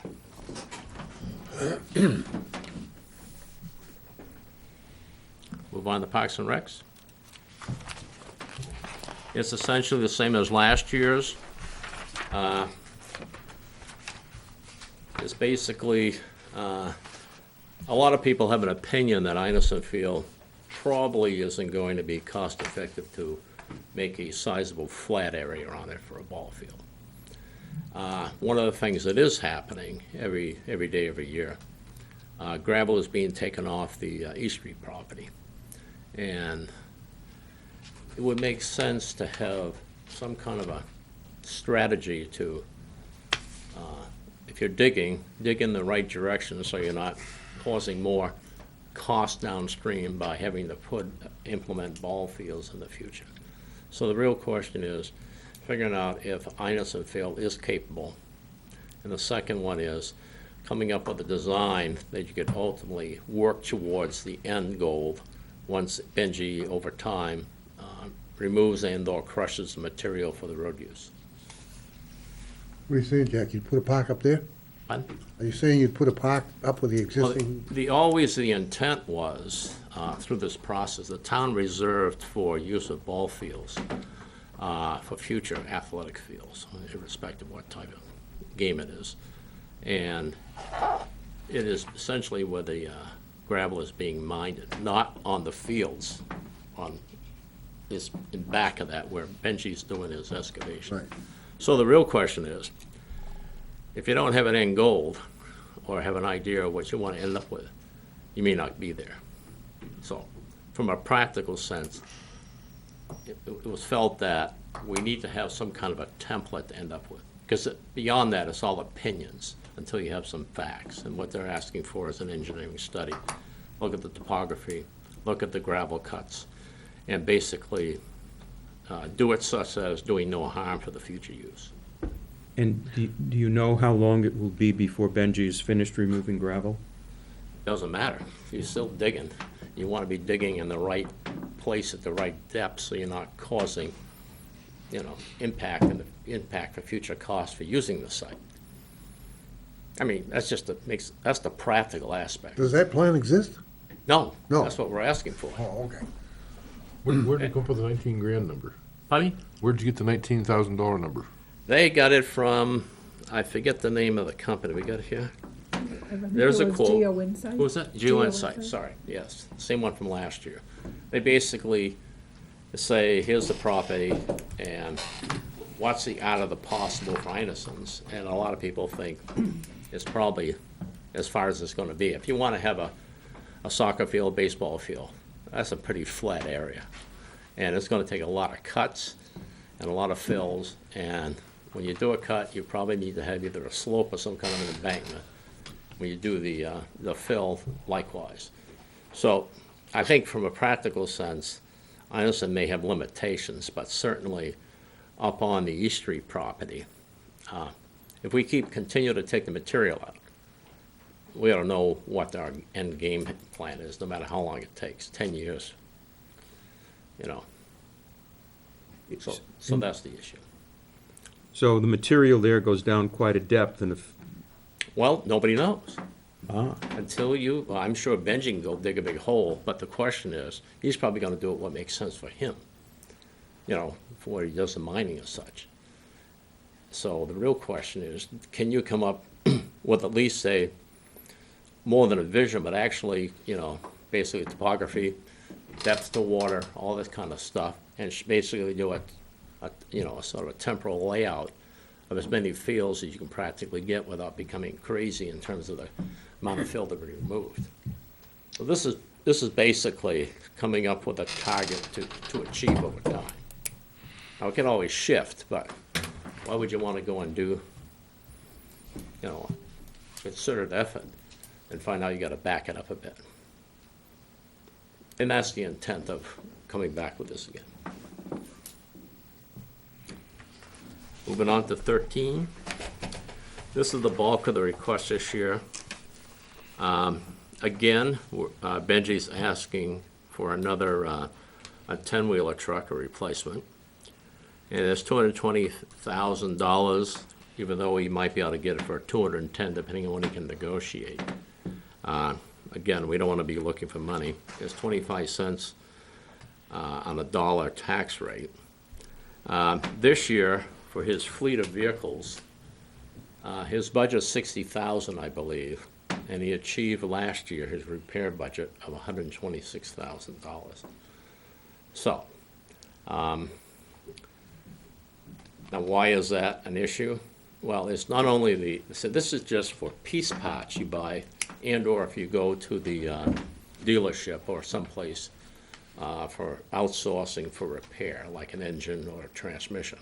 It all goes into this. It's not oil, it's not tires, it's not gasoline, it's nothing but piece parts or contract labor for fixing. And it's been going up over time. The town of Weare, over a 6-year period, back in the late, I think it's in the early 2010s, didn't buy a vehicle, a truck, a full-size truck. And as a result, we're paying for it now. Now, some of the trucks that he does have, which are these Volvos, are very unreliable. There's a lot of electronic issues with the engine control that is very difficult to fix. A lot of people, even Volvo, won't even touch it. So it's people trying to figure out how to do this. And again, this is, you pay people to drive trucks or be a mechanic to drive a truck plowing. And as soon as the first 2 trucks go down, now the mechanics aren't driving trucks, and you have an impact to the service delivery of plowing, and also in the summertime when they're trying to do road reconstruction. So Benji again is requesting a large vehicle, as he has last year and the year before. Benji has one pickup truck, and the next one, international. It just happens to be an international by pointing to it.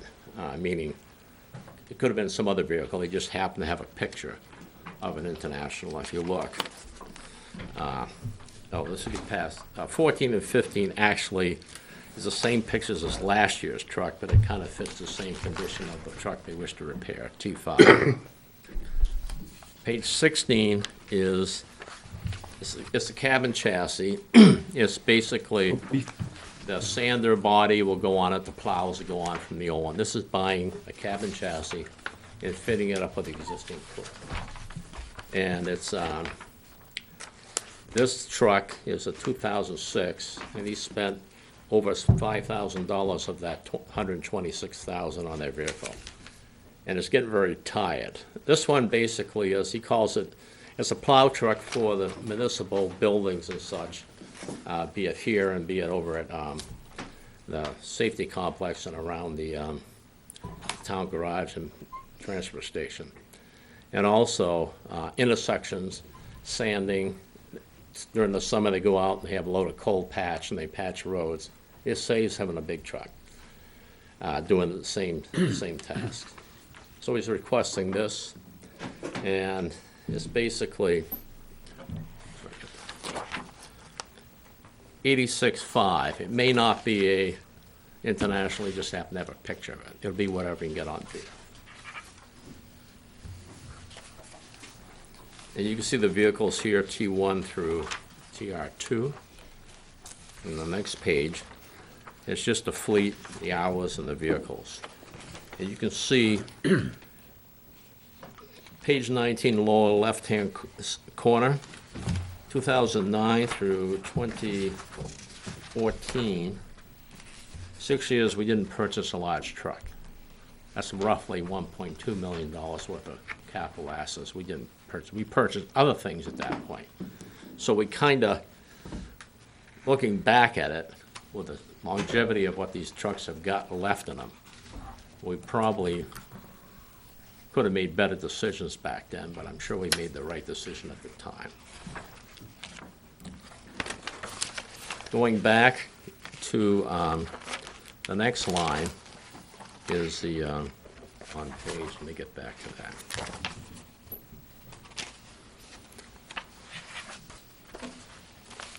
Getting back on page 13 again. The bridge improvement, this is basically the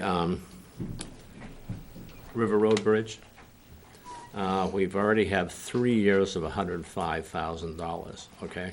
This is the last installment to get $420,000. Basically, we can have our money to go to the, sort of the game, if you will, with the state, where the state is very reluctant to earmark any money until the town has their money in place.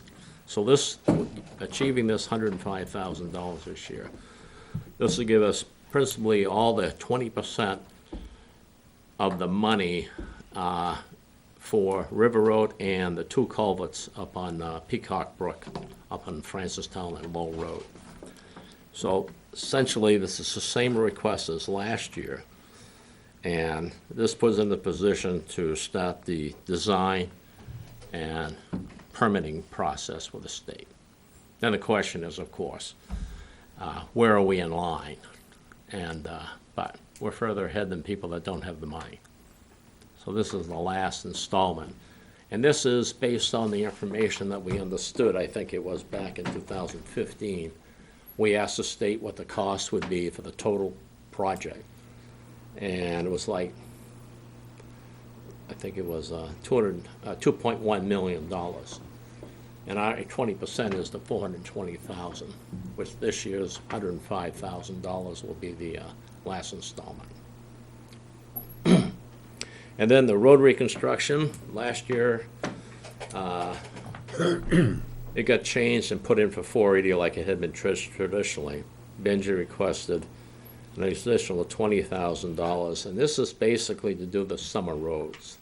All of his crushing, for his material, guardrails, culverts, just about everything that has to do with, not with trucks, not with diesel fuel, tires, or repairs, comes out of this budget. So he was requesting an extra $20,000 over last year's. So basically, for Benji, the total is $911,500 for a total of 71 cents. Now recognize this $500,000. We only we get $287,000 from the block grant, so that number is actually brought back down to $213,000 by taxes. And that's why you see the 208 and the 24. So the impact of tax is 208, not the 500. And that's an estimate from the state what our block grant will be from highways. And that's predicated on how many miles of types of road do we have, how many people on the roads, and there's an equation that just works up, and that we get their percentage, sort of like our piece of the pizza. So, moving on, the last slide is sort of the the cost, if you will. So if you look at the top line, DPW garage, we run that out till 2026. And it's 150 and tapers down to 138 over that period of time. Everybody on my page? Neil? No, what page? 21. I'm on 21. Got it. So the top line is the payments for the DPW garage, and it tapers down. This year it'll be 150, 890, and it'll drop down to a low of 128 when it finally stops in 2026. We picked up this year, we're at 310 for the road preservation bond. That's the 2.5, I think it's $2.5 million we voted in last year for shim and overlay on roads, Class 5 asphalt roads that will be deserving of having 1.5 inches shim and overlay on it. And that goes out, and 'cause it goes beyond this chart, but the last 3 years is $694,000. So divide that roughly by a third. So it's roughly starting at a 331 for this year and 252,000. That equates for the 55 cents for this year. That was on the previous page. Short-term debt, we have none. All the municipal leases are over. This year, the last one was the grader, and it's finished for this year. And then, so the total, without the offsetting revenues, is $1,027,700. If you go down the bottom here,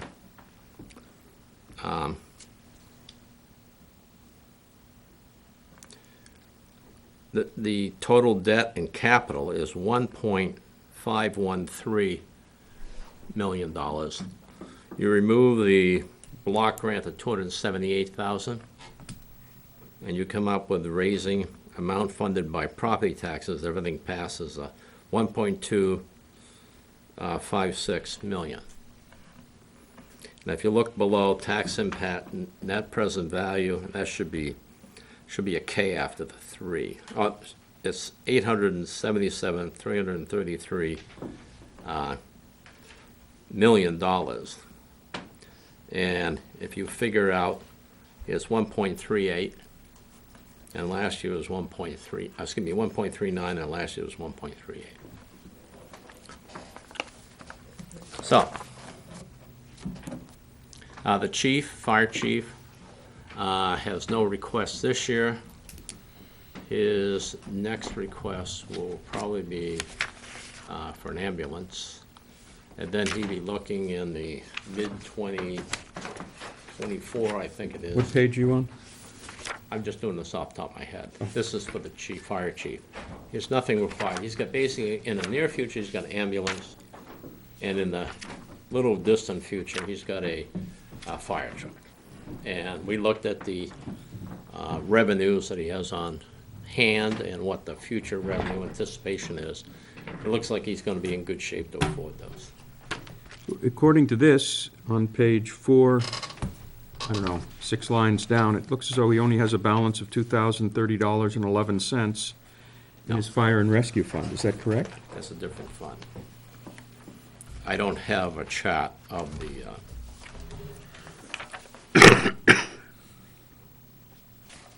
I don't have the chart, but we did look at the, we did look at it, and in the future, his slope, he's going to be able to afford his requests. And you don't know how much is in the fund today? No, I don't have it offhand because I wasn't worried about it I today. think money needs to be transferred into the fund. Yeah. Say again, Jen? I think money needs to be transferred into the fund. So the $2,030 figure may be accurate, but it doesn't reflect Right. additional monies which, Revenues that have come in over the years. That'll be next year's, Right. when his request for an At the end of the ambulance. year or beginning But we of did, the year. we did go over it. Any other questions?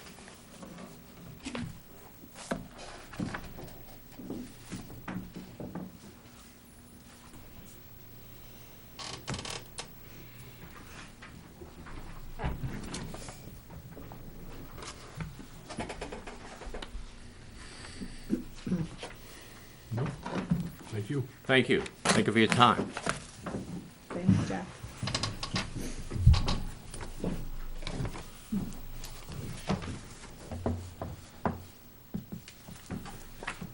did mention that on the 28th, October 20th, I'll be going to the select board.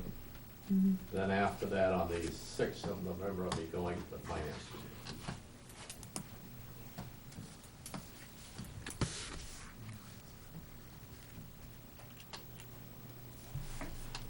Is that a motion? I'm not going to make a motion. No, you're not. No. You usually do it on this one. That's correct. Why is that? I have a problem with the fact that the police chief is going to be getting a new cruiser. Oh. And I have a problem with, what was the other issue?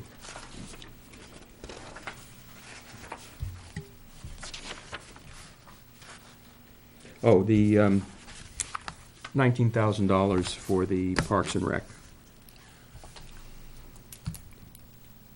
And I understand what Jack said about the cruiser, and they're appropriating money for the cruiser. The chief decides how to use the money. But since the chief has indicated how he's going to use the money, and since I disagree with that, I will not be supporting this. Well, yeah, that's not part of the whole. Mr. Chairman, can I that's- just make a point? That's not part of the whole CIP process. We're asking, we are a subcommittee to the planning board, okay? We've done our part.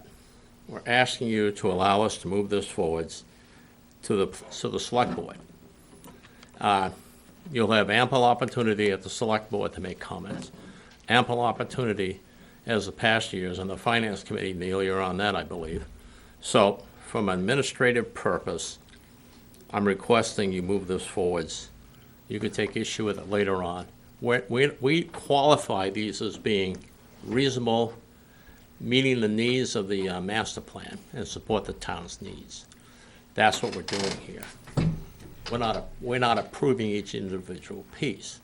We're not a finance committee, so even though you may not approve on it individually, I think it'd be in the best interest of the town for you to approve this to be moving forwards. You could put your reservations you want in there, but I'm looking for a vote to advance to the select board. I think regardless of what the recommendation of the planning board is, whether it's in support or in opposition, it goes forward to the select. No, you own this document. You are ones telling me to go forwards. If you don't vote yes, I don't go forwards. We're off the schedule. I am a subcommittee to you. I have no authority other than your authority given to you by the RSA. Okay? It was a vote at the town meeting to allow a subcommittee, which we are. So, this is your document. But we can't send it forward and recommend against it? You as an individual can do anything you Oh, want. no, I mean the board. I don't, in other words, I don't see the connection between moving it forward and whether or not we support it or oppose it. Because I don't go forwards without your approval to go forwards. You could put all kinds of conditions on it. I just need to be able to move from here. If not, it's dead. Okay? So you guys need to vote to move it forwards. If you want to put all kinds of conditions on it, be my guest. Yeah, you're working for us. If we say stop, you stop. Exactly. Right. I'm basically a subordinate to you guys. I'm only Remember that in the future, too. I'm only Yeah. giving you this advice because it's going to hurt you. Mr.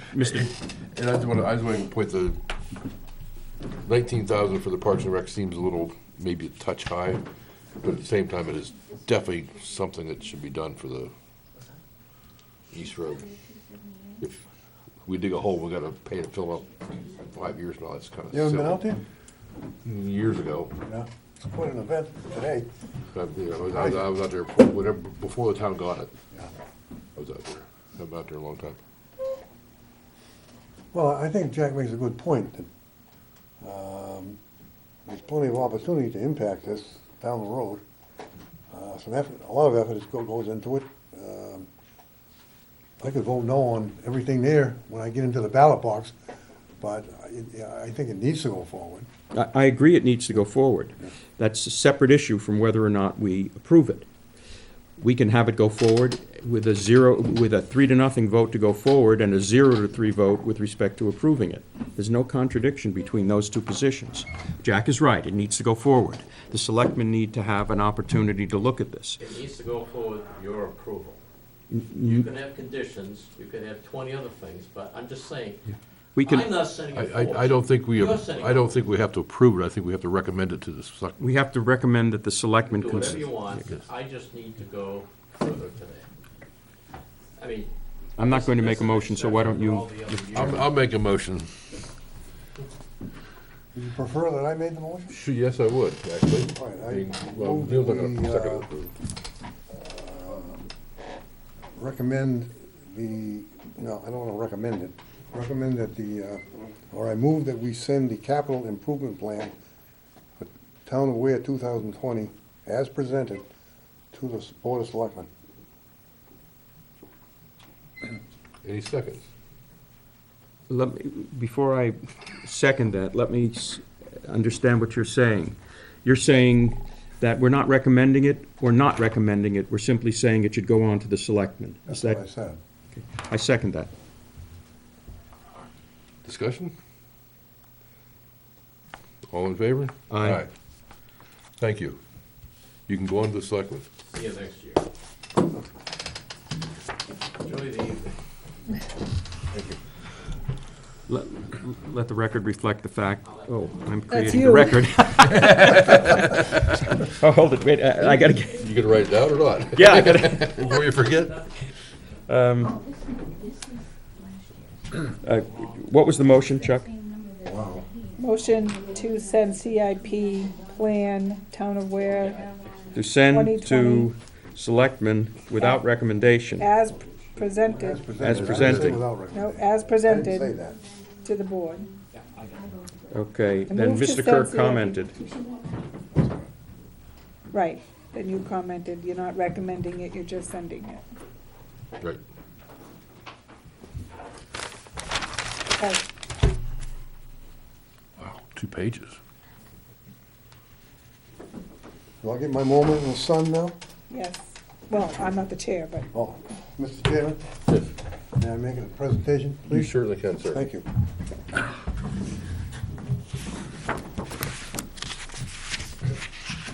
Probably making presentations is not one of my strong points, but in the world anyway. Of course, we don't, if you're stepping down, we don't have a forum.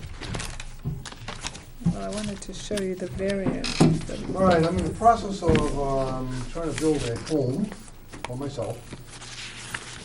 And I have a lot that I subdivided from my parcel that I owned back in the late 80s. So you're a developer. Developing one lot. I had to say that. Good night, thank you. Bye. You thought you'd never see, right? I had to say it. I couldn't believe it. Let me get this straight. You're here because, Well, I'm here because I can't even get a driveway permit, so I may never get the lot. but if it's just building on an existing lot, what purview has the planning board? I need a driveway permit. It's kind of an interpretation to help me move along a variance, or if a variance is not required.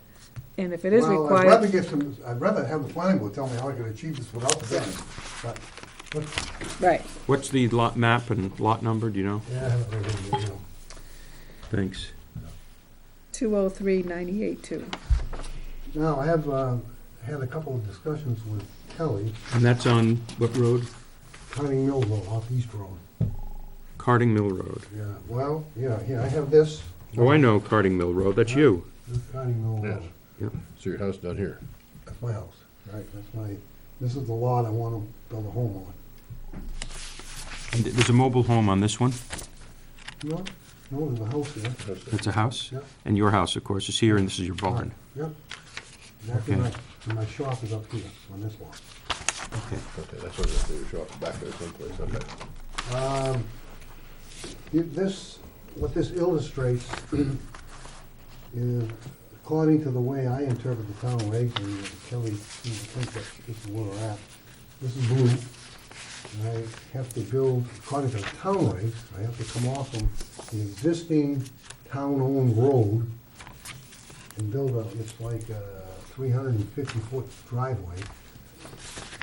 I already have a paved driveway down through here, so this is a 100-foot driveway, so I'm trying to I mean, this doesn't really make much sense, other than the fact the rigs have to do it. It goes to a large pine stand or something on a, well, yeah, I can show you. Would- Chuck, Yeah. does Carding Mill Road end at this point? It does. There's a private driveway from there. Who owns this land? I do.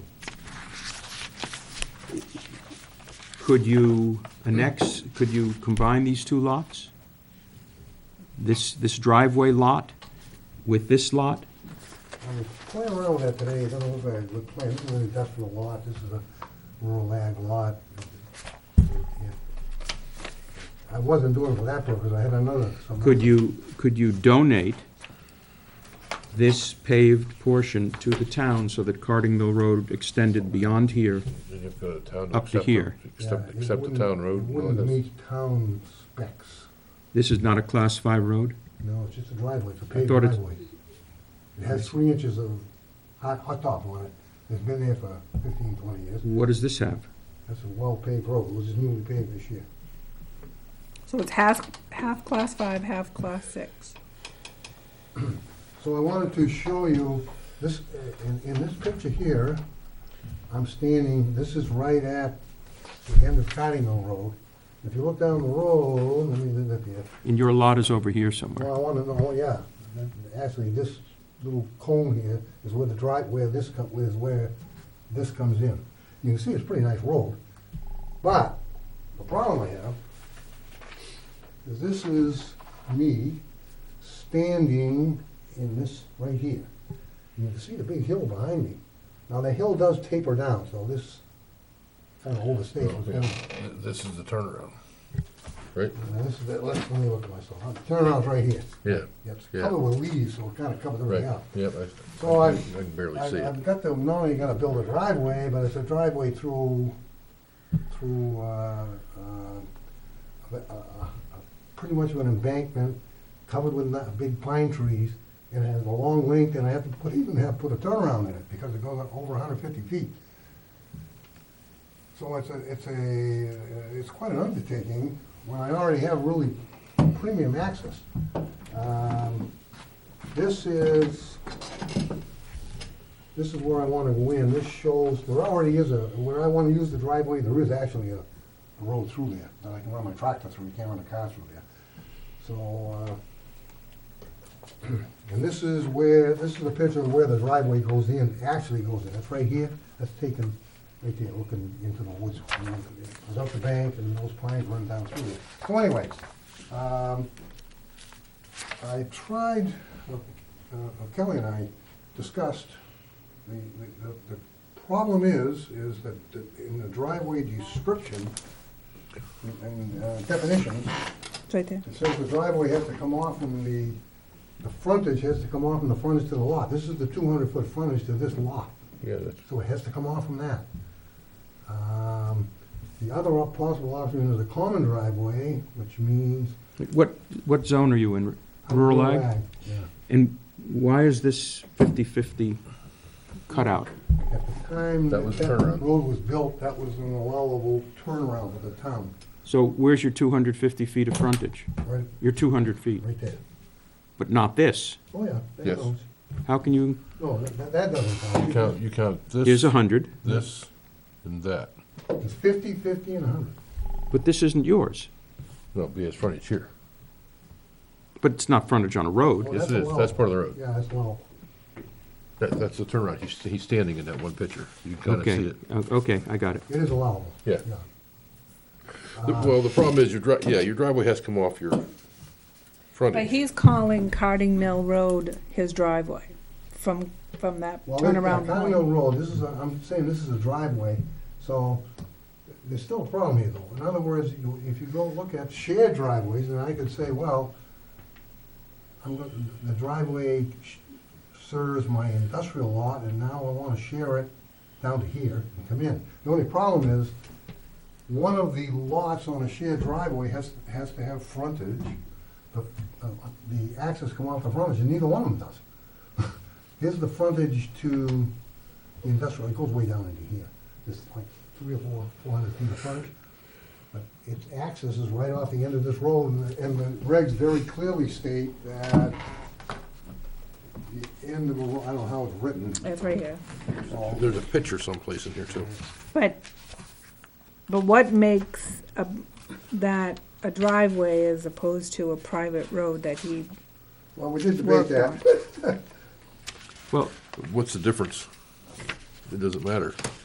Okay, Your driveway still has to be coming off the road giving you the frontage. okay. He's calling the road his driveway. Well, this has always been called Cottingville Road, but I'm He's- saying that once the Cottingville Road clearly ends right here. That's Right. the town of the road. It doesn't say Right, anything. so the here. rest of that, So they do call it Cottingville Road, but it's really a driveway to my, but this is not part of this lot. no, it's No. not part Right. of this lot. It's part of this lot, right through here is all goes with this lot. Imagine for a moment that you did this and had a That's a huge merger, variance. and these two became one, you know, but okay? a variance Then for a could you driveway? then could your Or a driveway variance to build on a be Class A? be part of, since this is part of the lot, this is the That's what we're- frontage on we're which trying your to debate. driveway Is is it a Class going. 6 road or is it a driveway? Why not? Well, because that's what the regs say. Is it a private road? Where was that, Kelly? Remember? It's right in front of you, I just pulled, I just had it right here. Oh, yeah, but is that about? Neil has it. Frontage O'Neill shall has it. mean the bordering of a lot bordering a town road or street where proposed lot fronts on a dead-end road. The width of the roadway at the end shall not be counted as legal frontage. Right. Okay, So that's a- and that's not a problem, you still have your 200 feet. Where a proposed lot fronts in part on a turnaround, only the width of the turnaround right-of-way, 50 feet, shall be calculated as frontage. This section deals with frontage, and this is not counted as frontage for purposes of the 250 feet, but isn't this frontage for purposes of determining where a driveway? If you read the definition of frontage, it's not frontage. So no, it's not frontage. No, but frontage for what purpose? Any purpose. Unless said otherwise. Well, it would take a loose interpretation, I guess, to say. See appendix of subdivision regulations for diagrams of frontage requirements. I didn't see that appendix in my book, but I remember seeing it.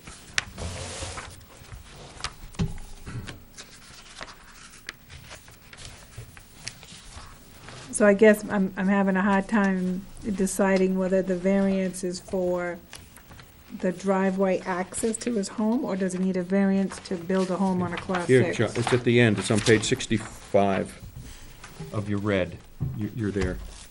Road frontage examples. I'm there. Yeah, page 65. No, I got 63. Okay, here. This is, I've seen it. I knew what it said. okay, so they're calculating frontage. This is frontage, this is frontage, this is frontage, okay. This is frontage, but this is not frontage, I guess. Right. Well, let me ask you, And so then when it says the driveway has to come off your frontage, if it's not frontage, then that is not a location where he could put his driveway.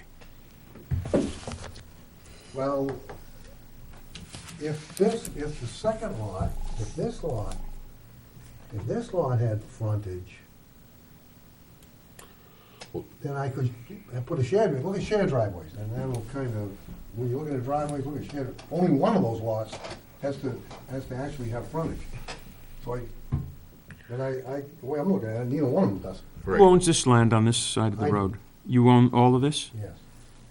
That's all part of this 20398. This shows it better with the dashed lines. This is the lot he's talking about building a house on. Yeah, he was asking about the This next lot one. is this, Oh, you can see it over there? Oh, yeah, I guess you can, yeah, yeah. all the way down there, up there, Yeah. blink. This is 20398.2, this is 98.3. Right. They own them both. They both have, except they both have plenty of frontage. The only problem is the damn driveway, excuse me, the driveway, that because this is not frontage, doesn't count, so I've got to build a driveway in here. If this lot had access on frontage, I could still use the shared driveway, but it doesn't, because Right. Huh? You're messed up, you're messed up either way. Well, let me ask you another thing. When that lot was done, 89, 88 or 89, this was no issue. Why can't it grandfather the updated? You can for 5 years if you're Oh, vested. that's for 5 A years? 5-year vesting, yes. Oh, is that right?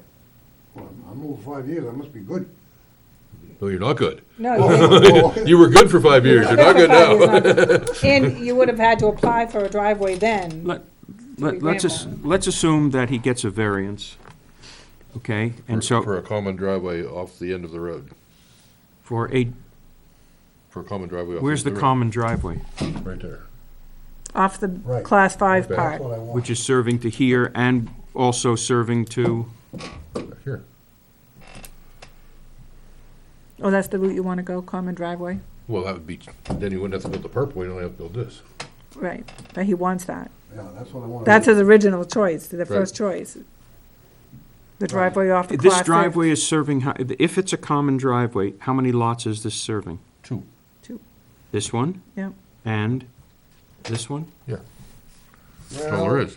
No. That's not exactly true. No, that's, going. Yeah, It goes out to, but it's an unbuildable lot, the next, the one that it goes to, Why is it unbuildable? because there's a conservation easement on it. For perpetuity, it can't be developed. Well, in that case, you can't get, no need for a driveway, is there? Not a driveway, Yeah. no, I just need some kind So- of access. so if Access he, for logging and things Yeah, like that, that's but all I not can for, do there. right. if he does that orange driveway, the orange one, if he does that, is that building on a class 6 road now? No, Okay, you're building on a common driveway. okay. The common driveway being. But how could he get a common driveway That's why when he this needs- doesn't count as frontage? That's why he needs a variance. Oh, yeah, we know he's going for a variance, we just don't know what variance. Well, I didn't know, I thought maybe somebody could come up with Yeah. a plan that would work. Yeah. So your point is that even if he merged the two lots, Whoa, I wasn't going there at all. I'm asking you, if Chuck merged, what lot is this? This is 93. 98.3. Right, if he merged the two of them, and they were now one lot, Yeah. okay, does that solve anything? Nope. I don't see the, No, he's still half class 5 and half class 6. Here, Well, then you can't build on it because you have another principal use. Okay, on it, let so me it ask you makes it this. worse. What happens if he does this? Instead of putting this driveway here, he's merged the two lots. He just Well, goes if he- like this. If he merges them, he can't get a building permit. Why not? Because the shop's on this lot. Then you put the second. The person- shop is on this lot? Yeah, so. Oh. But, It goes across the road, I but, ran this by Benji the other day, I said, well, look, I said, I can meet the spirit doing just what. Yeah. And then go back here, and then this all becomes my driveway. The only thing is, if you look at driveway regs, there's a radius. What is Yeah, it? whatever it is, It's gonna be quite- yeah. 42 feet or something like If I that. did that, I assume the planning board wouldn't have any, well, I don't know what they'd have. It's a technical way Yeah. to work around the regs, but as a practical matter, I I don't. asked Benji, he said he didn't care if I did that. What, build your loop? Yeah, I built a loop. Okay, so he wants to have a common driveway that serves this lot and this lot, Right. and he doesn't have the frontage to do that. Well, I got frontage, but I can't. He wants to use this driveway to service, to access this and this. Right. And that Now, he driveway, owns this land, Yes, but this is, oh, I see, this little part here is 92.3? yes. Oh, wait a second. Then what's, 92.3 is like that. right, so let's say he does merge them, You Okay. can't put two principal uses on a lot. but now he's got frontage Not really. Got all frontage, but along here. Yeah, he's got frontage now, all along here. So the extra frontage doesn't help him. No. It's on class 6. Right. It's on class 6 road. So if he does that, he needs a building permit. He needs a variance for a building permit. I assume Carding Mill here, well, I shouldn't say it. That's not a class 6 road. No, not a class 6 road. It's just, okay. It's a driveway, as far as I know. What happens if he gives it to the town? And the town accepts it? I'd love to give it to God them. almighty, why would the town do that?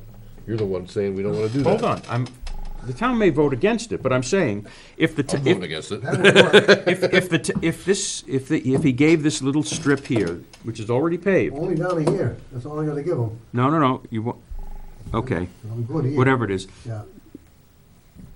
then his problem would be solved? What's that, the selectmen that would make? Because No, then he'd have he all has- this frontage. He has to bring it up to a class 5.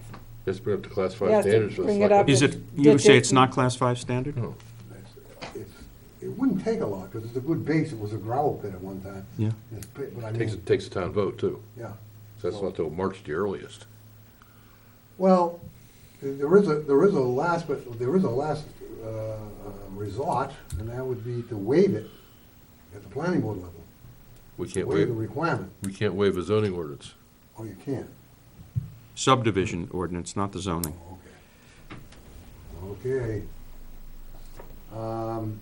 So if I go in and I'm denied I have to build the driveway, I guess. Which would be- I think you have a pretty good hardship though. Yeah, I don't think, yeah. Well, okay. For what, though, the first I mean, driveway? For the common driveway coming off the end of a, Right, so that's his Existing best bet. class 5 road. That's your best bet, is to go So- off the class 5 on a common driveway. What he's asking for is permission to count this as frontage, You're right. despite the definition of frontage. Right. For the Yeah. purpose of putting in a shared driveway. Right. Well, either one would work. In other words, if I went for a variance to count that as frontage, that'd work too. But I'm really going in to ask this to be a shared driveway. But being the shared driveway isn't the issue. The problem is you don't have frontage for a shared driveway. the driveway's not off. It's the frontage issue that has to be waived The by driveway is the- not off your frontage. Right. So what do I gotta go into variance for?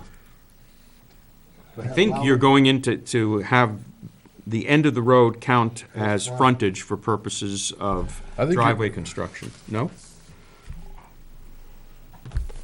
Can I have that, no, the one that I gave you with the driveway definition? Because I put lot and frontage on this, too. Well, I don't think, Neil, I actually have written up an application, but it's not completed. If I go in for a variance to allow me to get the frontage situation, I've already got a driveway coming through here. Mm-hmm. Time is allowed. So I'm gonna ask that I can use this as a shared driveway to access the house I wanna build. I think you need a variance from the definition of frontage. It's where it says, where a proposed lot fronts on a dead-end road, the width of the roadway at the end shall not be calculated as frontage. Okay. You want a waiver from that. Yeah. Then this is counted as frontage. And then he could put his, Then you come to the planning board with a conditional use permit to make that a common driveway. right, Conditional use permit. Yes. from Well, the planning board. once you get your variance for the frontage, it says here that their common driveway must be approved by the planning board. Great. And that's So then- conditional use, common Yes. driveway? And then you do a All conditional right. use. As long as Kelly guides me through it, I'll get there. Yep. You get a variance from the frontage, conditional use for And it driveway. should be simple. Got it. You're trying to get a variance for an existing condition, so that should. Right. All right. So you just have to Yeah, change your I think article so. number. I'll show you how to Fact, do it's not that. even definition. Whatever it is. Of what? For which one? 4.1, Yep, definition of frontage. right. You ask for that one sentence to be Right. changed. Article 4, yeah.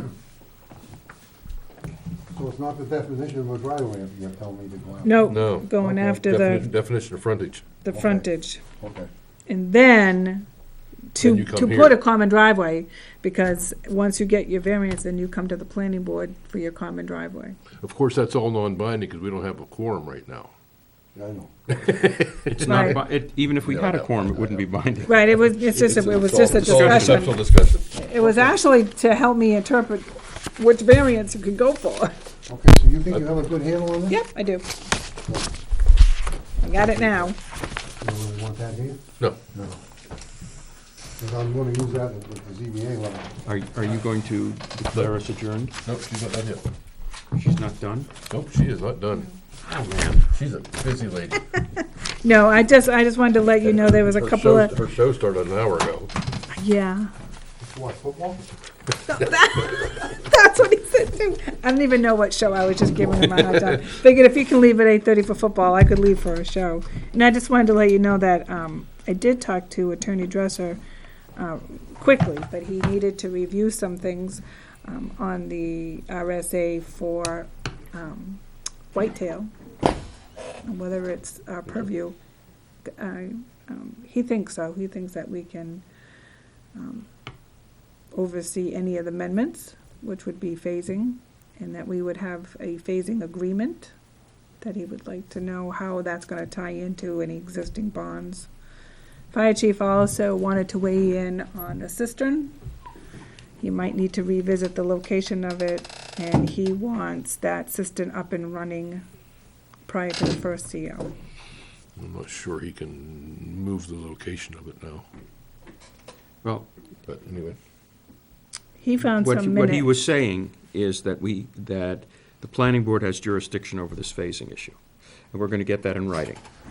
But I think so. He did not get back to me yet in writing. This was just a Okay. conversation for him to start the process of reviewing it. Well, so you're simply reporting to us you had a conversation with him about phasing.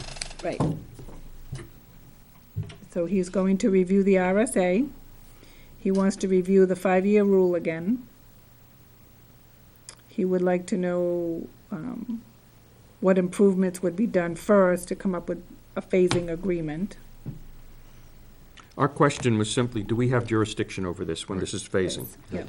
Okay, and we need to get that in writing. Right, and that's Okay. what he's working on. And if we do, it would require a public hearing. Yes. And we do have bonds and escrow accounts out on that right now, Okay. so. And on Phillips? Mr. Phillips received certified letters, one from Planning Board Site Plan Cleanup with a list of items that we noticed, and a letter from the health officer about possibility of using a van for living quarters.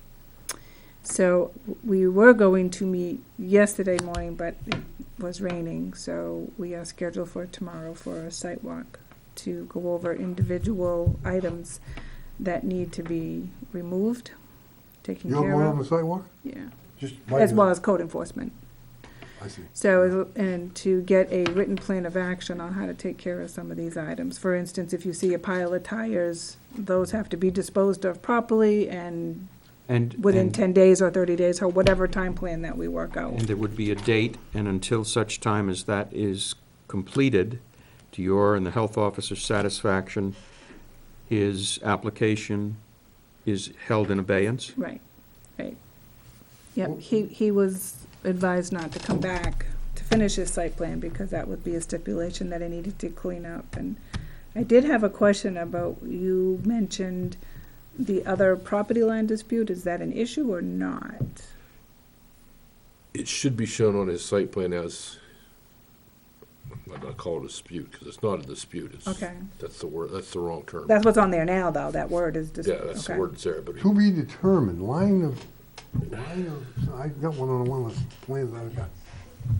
To be determined, property line to be Yeah, determined. something, I don't have it with But me. he needs to change the language of that His line, deed was written from the site plan that he got approved, right? and that did not have the property line per the previous subdivision plan. So there is a illegal subdivision done by that deed. However, the deed reference says he has easements over that to 114 and also to Colby Road. Okay, He needs to show those easements on his site plan as an easement, okay, because he definitely has an easement over it. all right.